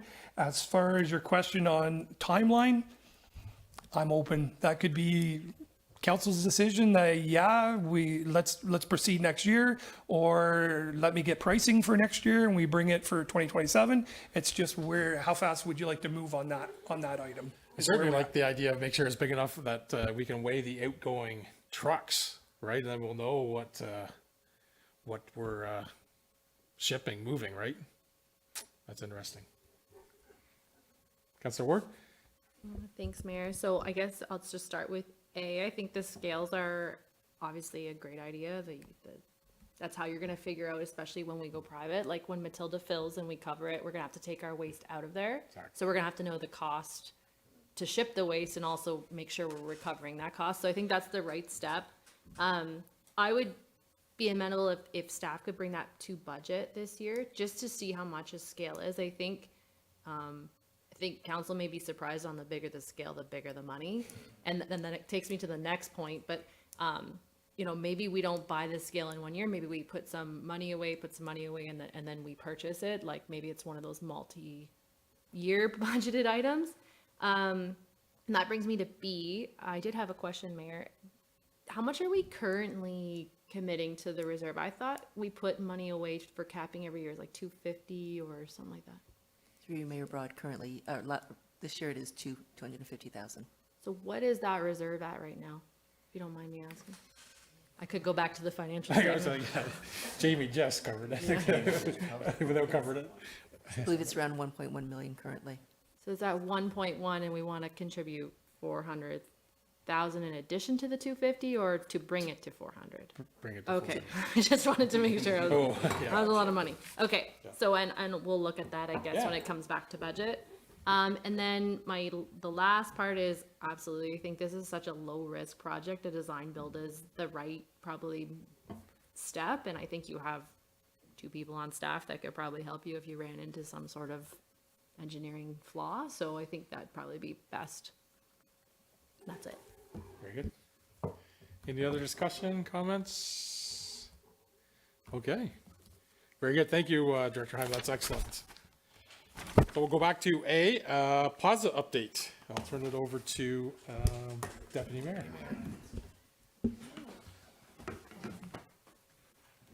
Look at me go.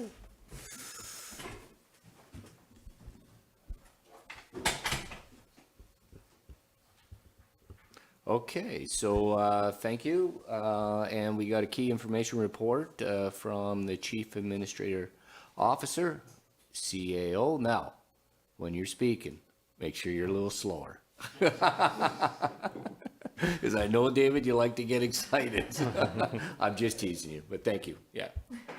Thank you, Deputy Mayor and Council. So today we just wanted to give another update, and we think, provided everything's acceptable from this report through Council, that this is our marching orders to really get into the engagement with business owners.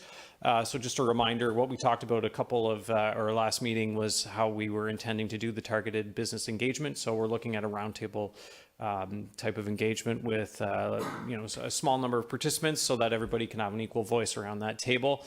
Keep it relatively informal, and I'll talk at my last slide about exactly what we want to get into, like what that agenda would look like. But ultimately what we want to do is really make sure we have a group size that's comfortable and productive whenever we do have those discussions. Just a reminder, and again, I'm gonna go through. I'm going to try and talk slow, but go through my report, or our report, relatively quick. Last meeting, we chatted about zone obligations, and assigning businesses versus municipalities some zone obligations so that we can actually start to dig into the costs a little bit. So based on takeaways from the last meeting, and certainly I want to stress again or reiterate that this is nothing set in stone right now, so that anybody from the public that might be listening in, nothing set in stone. This is just a starting point for the discussion so that we can at least have some good material prepared. But this is where, based on some of those discussions, where we landed in defining who would have obligations for various zones. But again, if council sees a difference of view with anything we've shown to date, or my anticipation is that after the discussion with businesses, this is something, this exact thing is what we're going to be revisiting, maybe talking about joint obligations and whatnot. I'm sure we're going to get some great feedback from those businesses. So what we've did since the last meeting is actually taken that information from council and gone into the costing associated with those zones. So there's 2 elements to the costing that we're showing council tonight.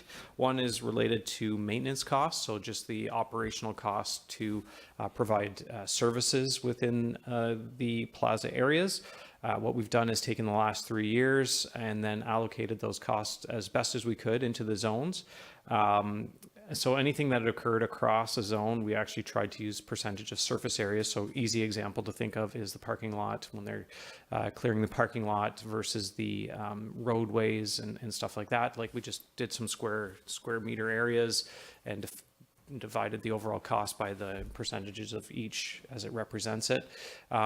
One thing we haven't historically done is divide out the parking areas versus the, like customer parking areas versus the backloading areas and those spots. So we've just kind of lumped it all into customer parking areas. And as we kind of continue to refine some numbers, we can actually break that out a little bit more. So if you look in the costing tables that I'm going to talk about in the next slides, you'll see there's no operational cost, but the reality is, of course, there is a winter maintenance cost there, but they're pretty minimal, but they are there. As I mentioned, how we've done the operational costs, what we did for the asset, so the capital costs, so the replacement of these assets, council is very clear that the work we're doing this year in Iroquois and planning to do next year in Morrisburg, this is, a reset, and we're really talking not necessarily those, but going forward into the future is how do we want to fund the asset replacement costs, so those capital costs.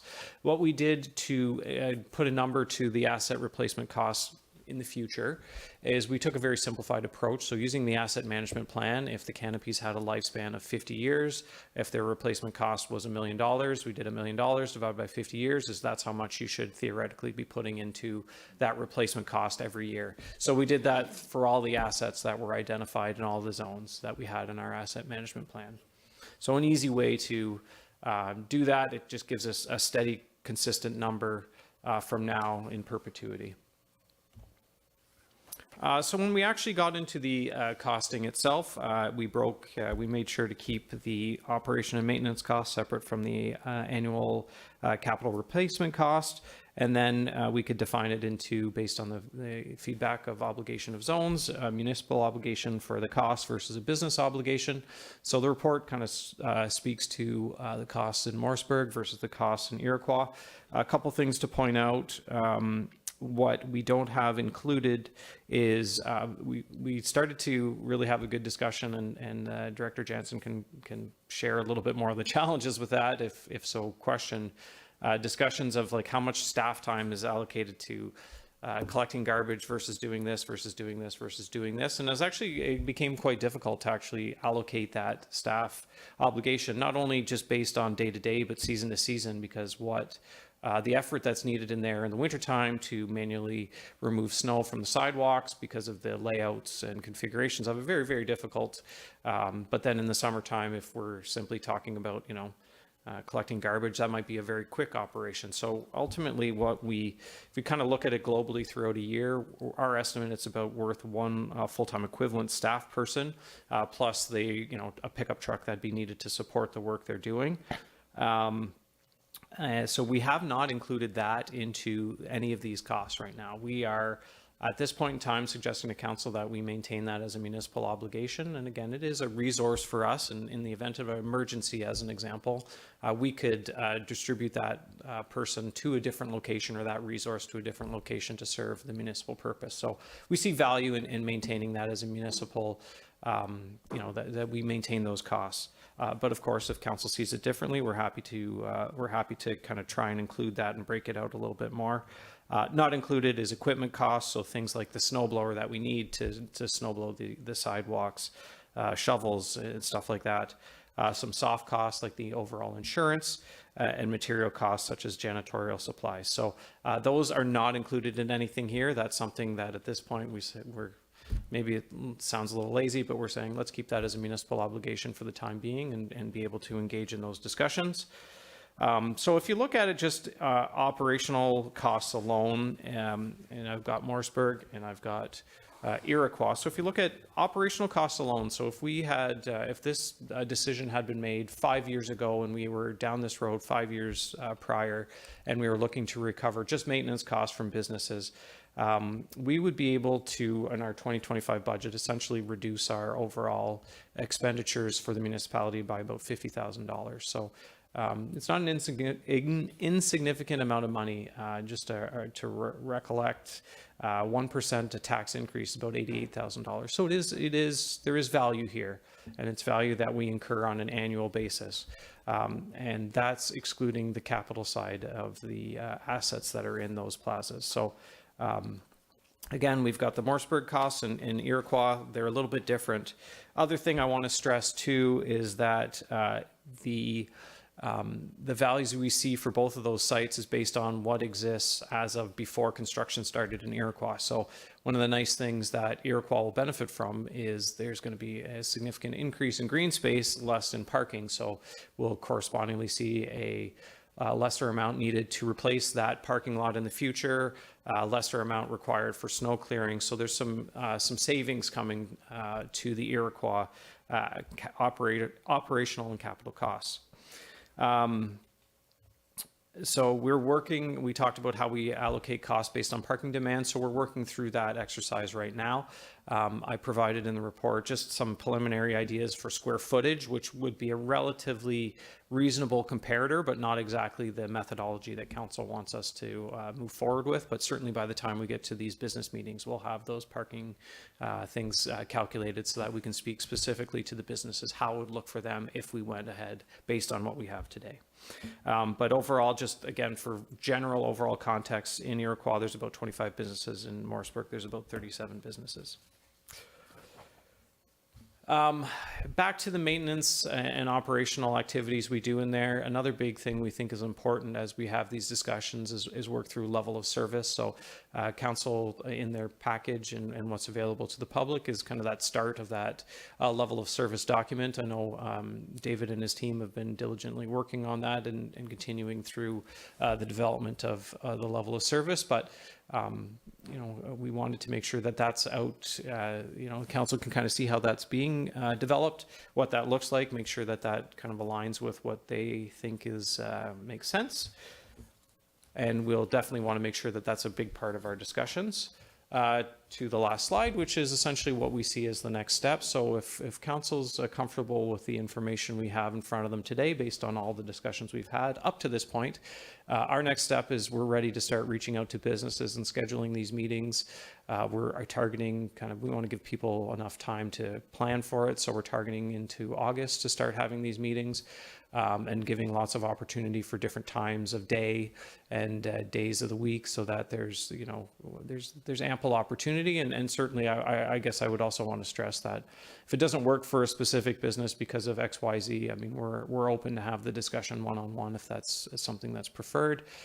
In terms of what we want to talk about at the meetings, talking about municipal versus business obligations, level of service, just go over that level of service with businesses, how we've allocated costs, what their estimate would be based on how this looks and our historical cost to date, input on what they would like to see in terms of future discussions with the businesses. So, just stressing that this is not the one and only meeting.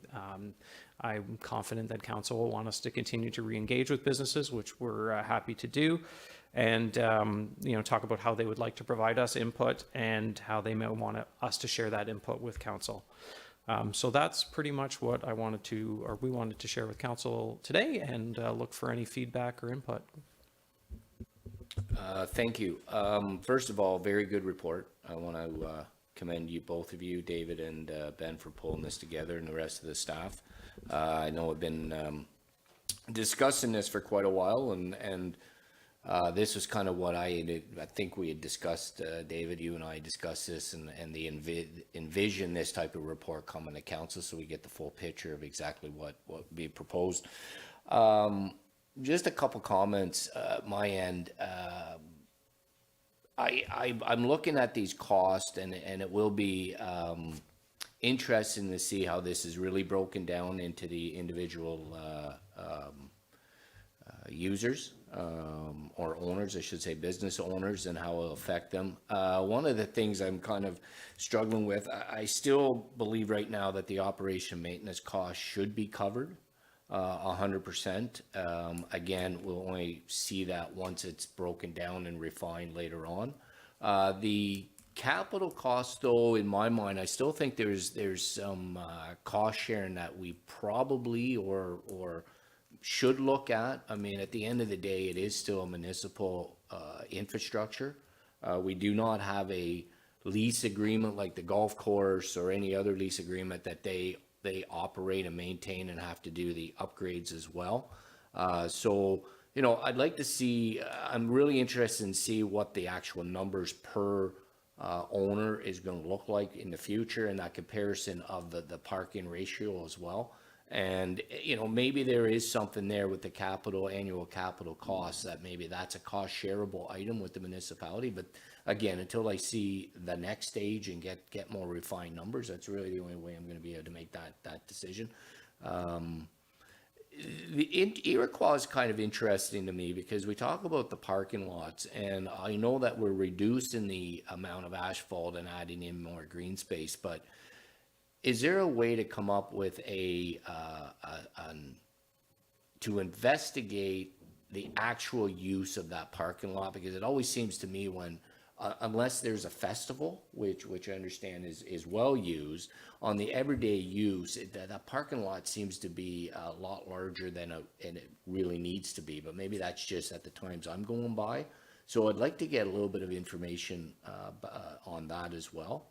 And where I'm going with this a little bit is, if there's a greater area that's being underutilized, maybe that gives us an opportunity to maybe think about bringing in or trying to attract another business, a pod, a restaurant, a 3-unit building, something of that magnitude to fill in that gap. I mean, you go to any type of outdoor retail station. It's not just one building, it's multiple buildings, multiple pods. That's how they're set up today. And I'm not suggesting that we're going to put, 4 or 5 big pods in there, but it would be interesting to see if there's enough land area where perhaps we can attract additional business to come in, utilize that parking lot. That also would help with the cost for the existing businesses as well in terms of maintenance.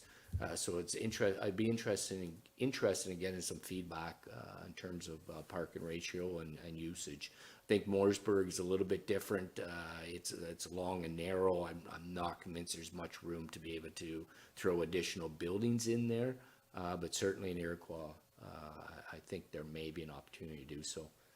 Any other comments or comments? Yeah, Councillor.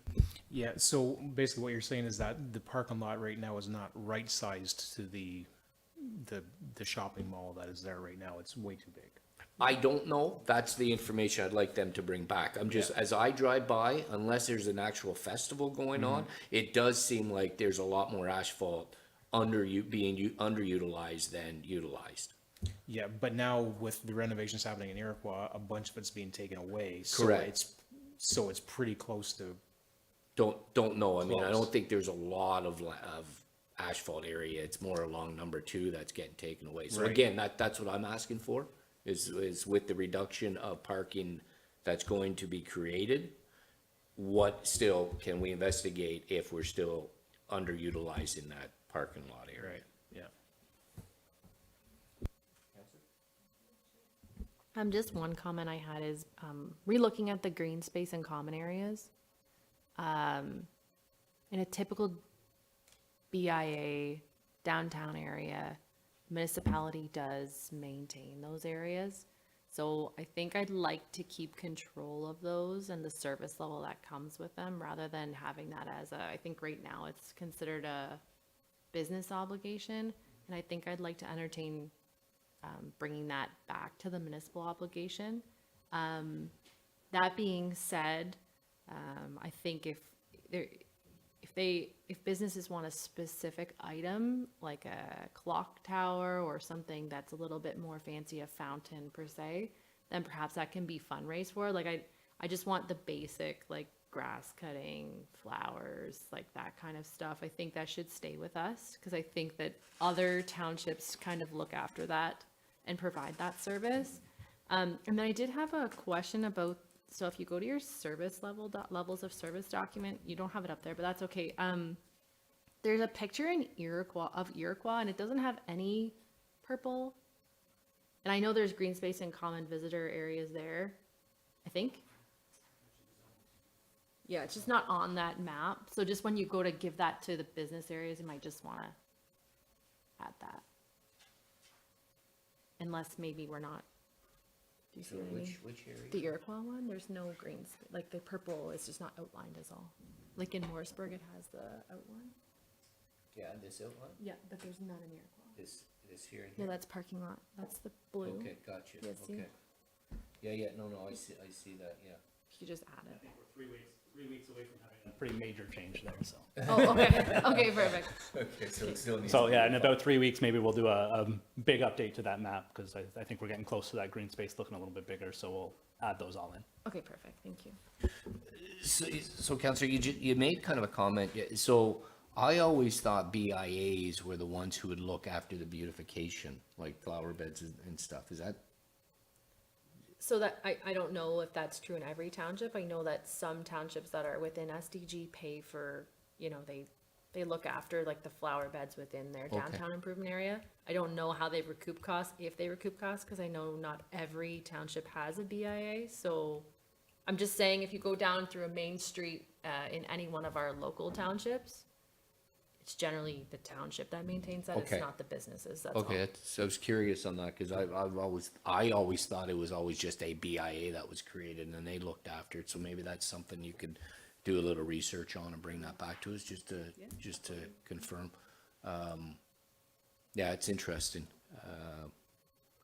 And I guess the other interesting point, and I guess it would be part of your discussions, specifically what Morrisburg is, what they were previously paying through the BIA versus what the proposal would be moving forward on cost recovery. Any other questions or comments, Councillor Smith? Yeah, so just, I've got the Morrisburg cost allocation slide up right now.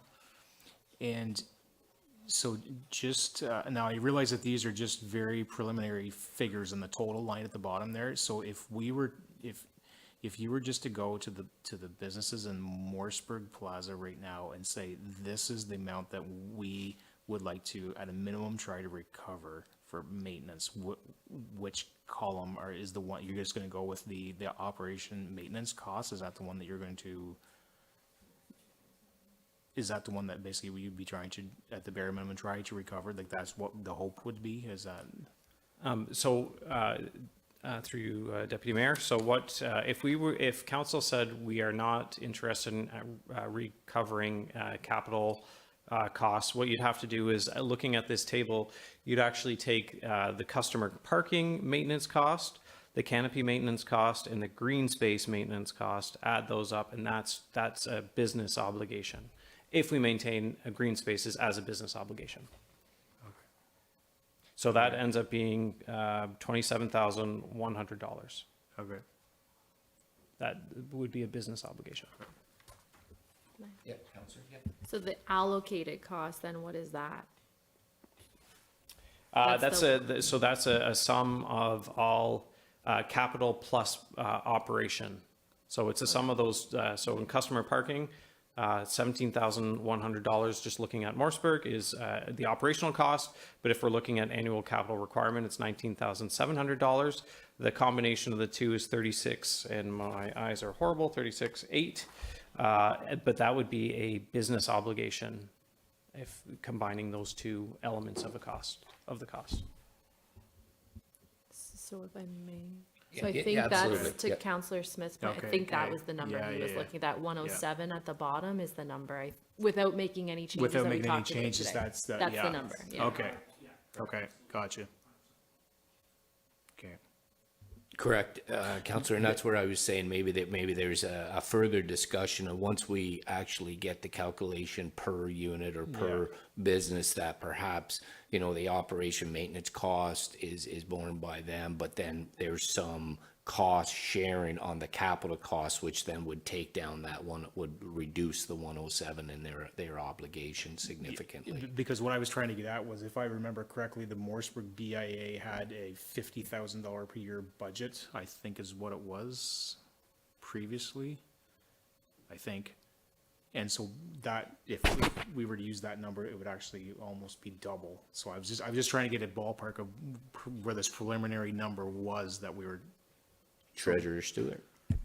So through you, Deputy Mayor, the Morrisburg BIA did have a $50,000 budget annually. So if we were to use these numbers as they are today, then that, in theory. In theory, it'd be would- double. Would be double. Yeah. Okay, that's Yeah. what I was trying In to. theory, okay. it'd be double. In theory, it'd be double. Yeah. Okay? If that's what the number was, and if we decided that we were going to try and recover 100%. Correct, Yeah, if we were yeah. gonna try to do 100% cost Yeah. recovery plus capital. Right, exactly. Right. Exactly. So, yeah, that's why I keep saying, I think, from my perspective, I think the capital cost, there's a cost sharing element that's probably gonna move, I would be, moving forward with and proposing what that looks like. Again, we just gotta get down to the, the number crunching per unit per business. Yes? And so through you, Mr. Deputy Mayor, to Councillor Smith, I just want to play a little bit more in the thought process that Councillor Smith's having. The regions are also slightly different, the old BIA versus the plaza. So the businesses, the apportionment of that $50,000 was over a larger area than this apportionment. Oh, okay, Just okay, to, yeah, okay, just to okay. change your thought process. Yeah, thank you. Yes, Yeah, right, thank you. yeah. Gotcha. Okay, anything further? Yeah? Just for myself and David and the team here as we get ready for the business engagement, I know Councillor Ward had mentioned relooking at the green space common area. Is that something we want to relook at after we discuss with businesses, or is that something you want us to do kind of right from the outset? I can't turn my mic Oh, sorry. Sorry. I think if council will entertain it, I'm even amenable to just removing the green space. Like I look at Morrisburg and I look at the green space outline and there's like that significant chunk of green space that's kind of in front along County Road 2. And I just don't think that any of the businesses are directly benefiting from that. It's more of a township kind of thing. That was what drew my original. So I don't know if we want to take green space out of it and leave the common space, to your point about BIA obligation. That's kind of what I was going with. It doesn't matter if that would be, I don't know if you can separate that, so I apologize. So through you, Mr. Deputy Mayor, to Councillor Ward, I think we can do what you're thinking, and what I'll do is a lot of the cost there is actually just grass cutting. So I think if I just pull the grass cutting costs out, we'll still end up with what I call the courtyard. So in Mooresburg, there's 2, in Iroquois, there's 1. The courtyard costs will stay within there, if that's what council. Okay. Councillor, you're fine? Oh, yeah, that's fine. Okay. Okay, good. Okay, just closing again, good report, appreciate this. David, I know that we like to tease each other a little bit, but good job on this. And let's now engage the business owners and let's have some really good fruitful discussions with them. And again, timing on something like this in my mind is a ways away, so we've got time to really refine it and make sure we do it right, so. Okay, thank you.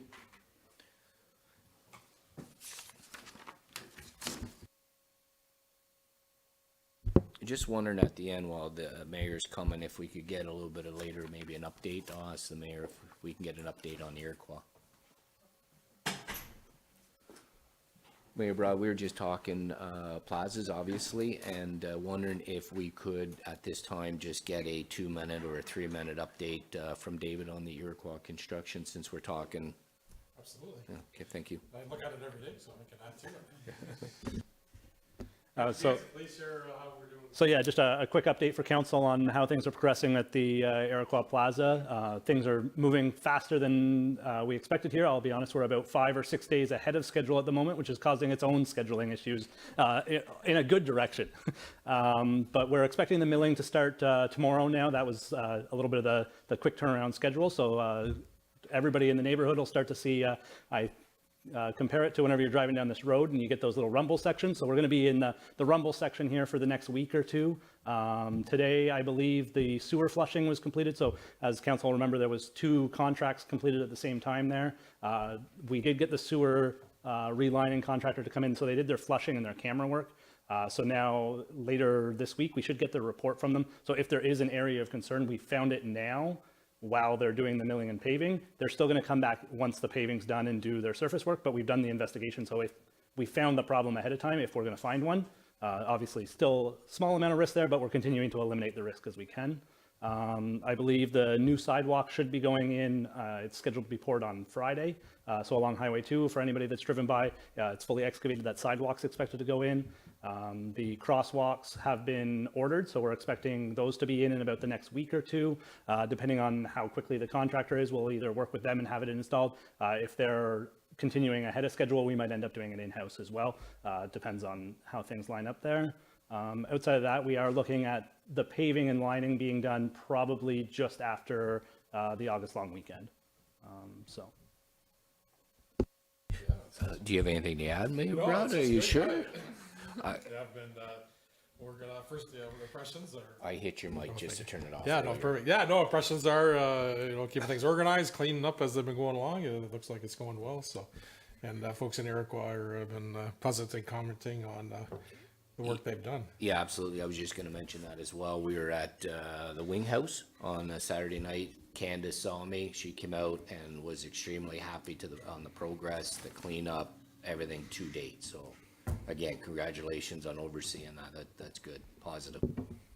Director? And I'd be remiss if I didn't thank Mr. St. Thomas. I know he's not here. He usually comes to our meetings. He has been a godsend for me. He's been there. He's been the day-to-day. He's been on site. He's overseeing everything there. I'm just the guy behind the computer sending some emails. So a special thanks out to Chris. Perfect. Perfect, great. Okay, we'll move along to B, draft sewer bylaw. CEO DeHaan. Thank you. So on behalf of Director Villeneuve and myself, happy to share with council what the draft sewer bylaw looks like. I'm sure council read it word by word, loved every moment of it, and did not put anybody to sleep. What I do want to share with council just very quickly in my report on table 1, kind of some of the things we talked about at our last meeting and how they've been addressed in the sewer use bylaw. I won't go through it, rather just to say that's the summary of how that's been addressed. So obviously open for any council discussion in terms of anything in this bylaw, and we're happy to take that feedback, continue to refine it if there's some refinements needed. Of particular interest from Director Villeneuve and myself is just how do we want to address there's a penalty element at the end of the bylaw, which is pretty harsh. I'm not going to lie, like I felt harsh, but I also, depending on the offender and what they're doing, it's actually maybe it's pretty generous. So we recognize that perhaps there's some discussion elements around that part of the bylaw. So I guess we'll leave it to council for any input they may have.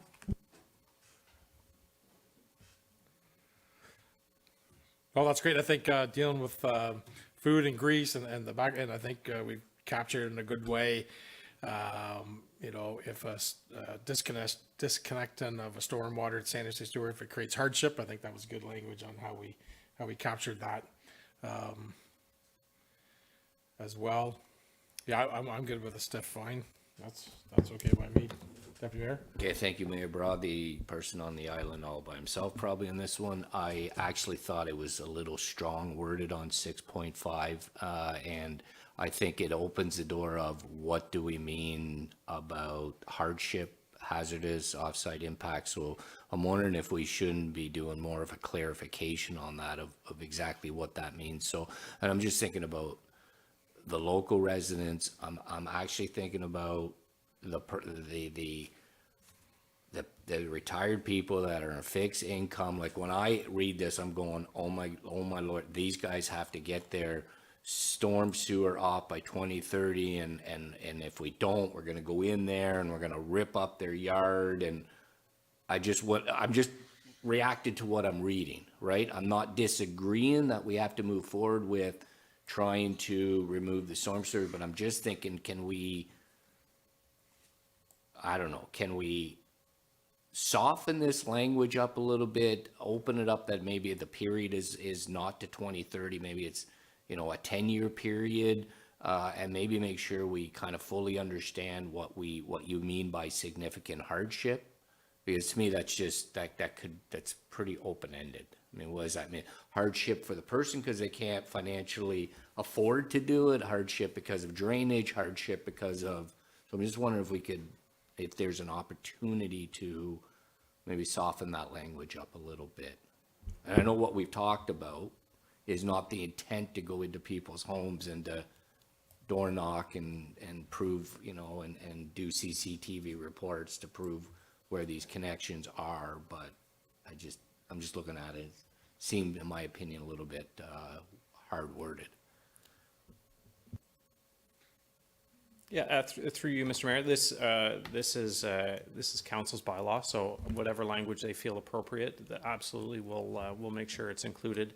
The intention is to recognize some of the challenges and issues that were raised at the last meeting, you know, and hardship could be a multitude of things, but ultimately where it, from my opinion, and where I sit, something where it's very difficult to be able to achieve something. So I think we were trying to be mindful that we don't want to create a box where if someone has a difficulty but doesn't fit into that box, well, then we're stuck with the bylaws. So I think hardship was vaguely, purposely and vaguely used to try and capture as many different variances that we might encounter out there. But, I in my experience, particularly with this council and the staff we have here, like there's no, we're trying, ultimately we always want to try and work with people and get there.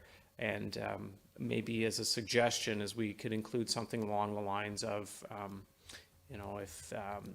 if there's a disagreement on what hardship means, then it actually returns back to council for a discussion or something, like if there's an intermediary to help make a final determination on it, or we can include something like that so that if someone is disagreeing with how the bylaw is being interpreted or enforced, that council has that opportunity to review how it's, how things are and make a determination in a kind of an impartial, unbiased way, if that's something that helps to kind of get us to some final language. But ultimately, if you have some words and wording that council wants to see in here, we're happy to do it. Well, I mean, I'm certainly open to suggestions if any of my fellow councilors have suggestions, or maybe they just like the wording. Again, I just look at a perspective of if obviously they've got if people have a connection to a storm, I'm just talking residents here, they've got a connection to the storm sewer. The municipality of the day or the township of the day, whether it was 20 years ago, 25 years ago, 10 years ago, probably knew about it and accepted that connection. Now, all of a sudden, we're coming in as a new council saying, we're changing your connection, like it, leave it, or like it, or leave it, we're just gonna do it anyway. So I just don't know if that's the fairness of the sewer bylaw. I just don't know if this is just to be done. Again, we kind of talked about it when there's renovations getting completed, when there's exterior work getting completed, if that's the opportunity to do that. And again, maybe that's the type of wording maybe we could consider. But again, that's my perspective. I just don't know if anybody else has a different perspective, and I'm more than welcome to hear it. Councilor Ward? Thanks, Mayor. So I'm okay with the wording because I do believe, like in the CAO, because kind of elaborate, I think undue hardship is kind of like a very vague statement to say everyone experiences undue hardship in different ways. So I think it's up to kind of staff to determine what undue hardship is for that individual. That could be financial. It could be that it's not even, like, I don't want my yard ripped up. It could be anything, right? But I do think at the end of the day, like, the reason why I actually really like the wording is because underneath it actually talks about if you can't do it, then you can get a permit. And the reason why I like that is because if Mr. Villeneuve goes through and relines that sewer and there's no permit to say that there's a cross connection or something else, that connection is going to get sealed over and then they're not going to have adequate access anyways. So if it's an undue hardship to disconnect, we're at least recognizing that connection. And then if Mr. Villeneuve does any work, we recognize it, we're working around it. I just think it's a great way to kind of encompass all types of connections we're getting. I think that there's also probably, in past townships' defense, like there is a lot of, at least in my line of work, that I see a lot of connections that occur without staff's knowledge because it is not the intention of the sanitary to take the storm water. It's not designed for that. So I think residents probably don't understand that in that extent, but I think that this wording kind of frames that where we're not saying you have to do it by 2030, especially if it's going to create undue hardship. But if you're doing renovations or something like that, if you could try and do them by then, that would be great. I don't know if that makes sense to you, Deputy Mayor. Like, I just think the permit process is an excellent way to say, like, we're accepting that connection, but here's your liability and continuing your connection, and now we know about it when we do infrastructure. What you just said is perfect. So why don't we just rewrite that to say what she just said? Because it was perfect. Good thing it's recorded. I think that's the first time you've ever said that. No, It's on and recording? that's where I was going with that. Like, when I just first flashed at that, my first instinct was, whoa, this is pretty strong. But if we could try to smooth it out, that, as what Councillor Ward just kind of explained, I'm more comfortable with that. Definitely more comfortable with that. Councillor Smith, comments are good. Any other discussion? No, I think it's good. And certainly, I think, Sorry, he was just waving. Sorry, I apologize No, to you, it's Mr. good. Mayor. No, And it's I meant to mention this when I was giving a quick summary of where we stood. One of the questions that came up, or opportunities to look at when we talked about this, was specifically related to the Iroquois Plaza, and can we create some kind, or can we install or look into installing essentially a community oil water separator to help alleviate some of the challenges we have there. So we've been actually doing some sewer cleaning out there. Our view is with some lining, some of the maintenance challenges we have will start to improve. And when we've talked with some industry professionals in that line of work, just based on depth of sewer, being able to collect all of the potential sources of that grease that's getting into that line, it ends up being a little bit more of a challenging install than we probably originally thought. So the feasibility of it, like, it seems to be a lot more feasible to look at a per business type of unit rather than something that services multiple units. So I just wanted to close the loop on that one too. yeah, no, it's good. I was just going to finish off with saying, yeah, it's really important that we, really take a look at this as we expand our sanitary sewer system. It's good to have this updated and understood where we're at. And thank you for your comments.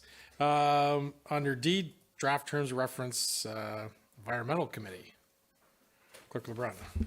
Thank you, Mayor Broad. I'm happy to bring this key information report to council tonight regarding the draft terms of reference for the newly created or to be filled Environmental Advisory Committee. So we've prepared a draft terms of reference for council to consider on the Environmental Committee. We've consulted with South Stormont. They have an existing Environmental Action Committee. They're about 1 year operating, and we've received some good feedback on how it's going.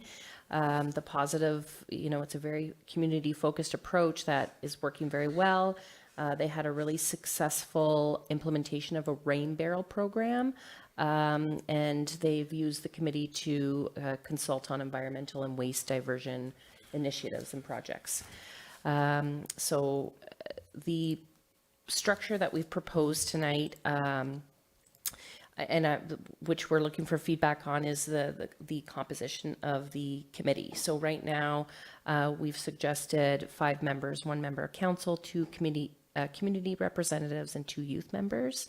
And we're wondering if council has any particular feeling about that, or if it should be more, 2 councillor members, maybe wanting to balance the youth members with the community representatives, because for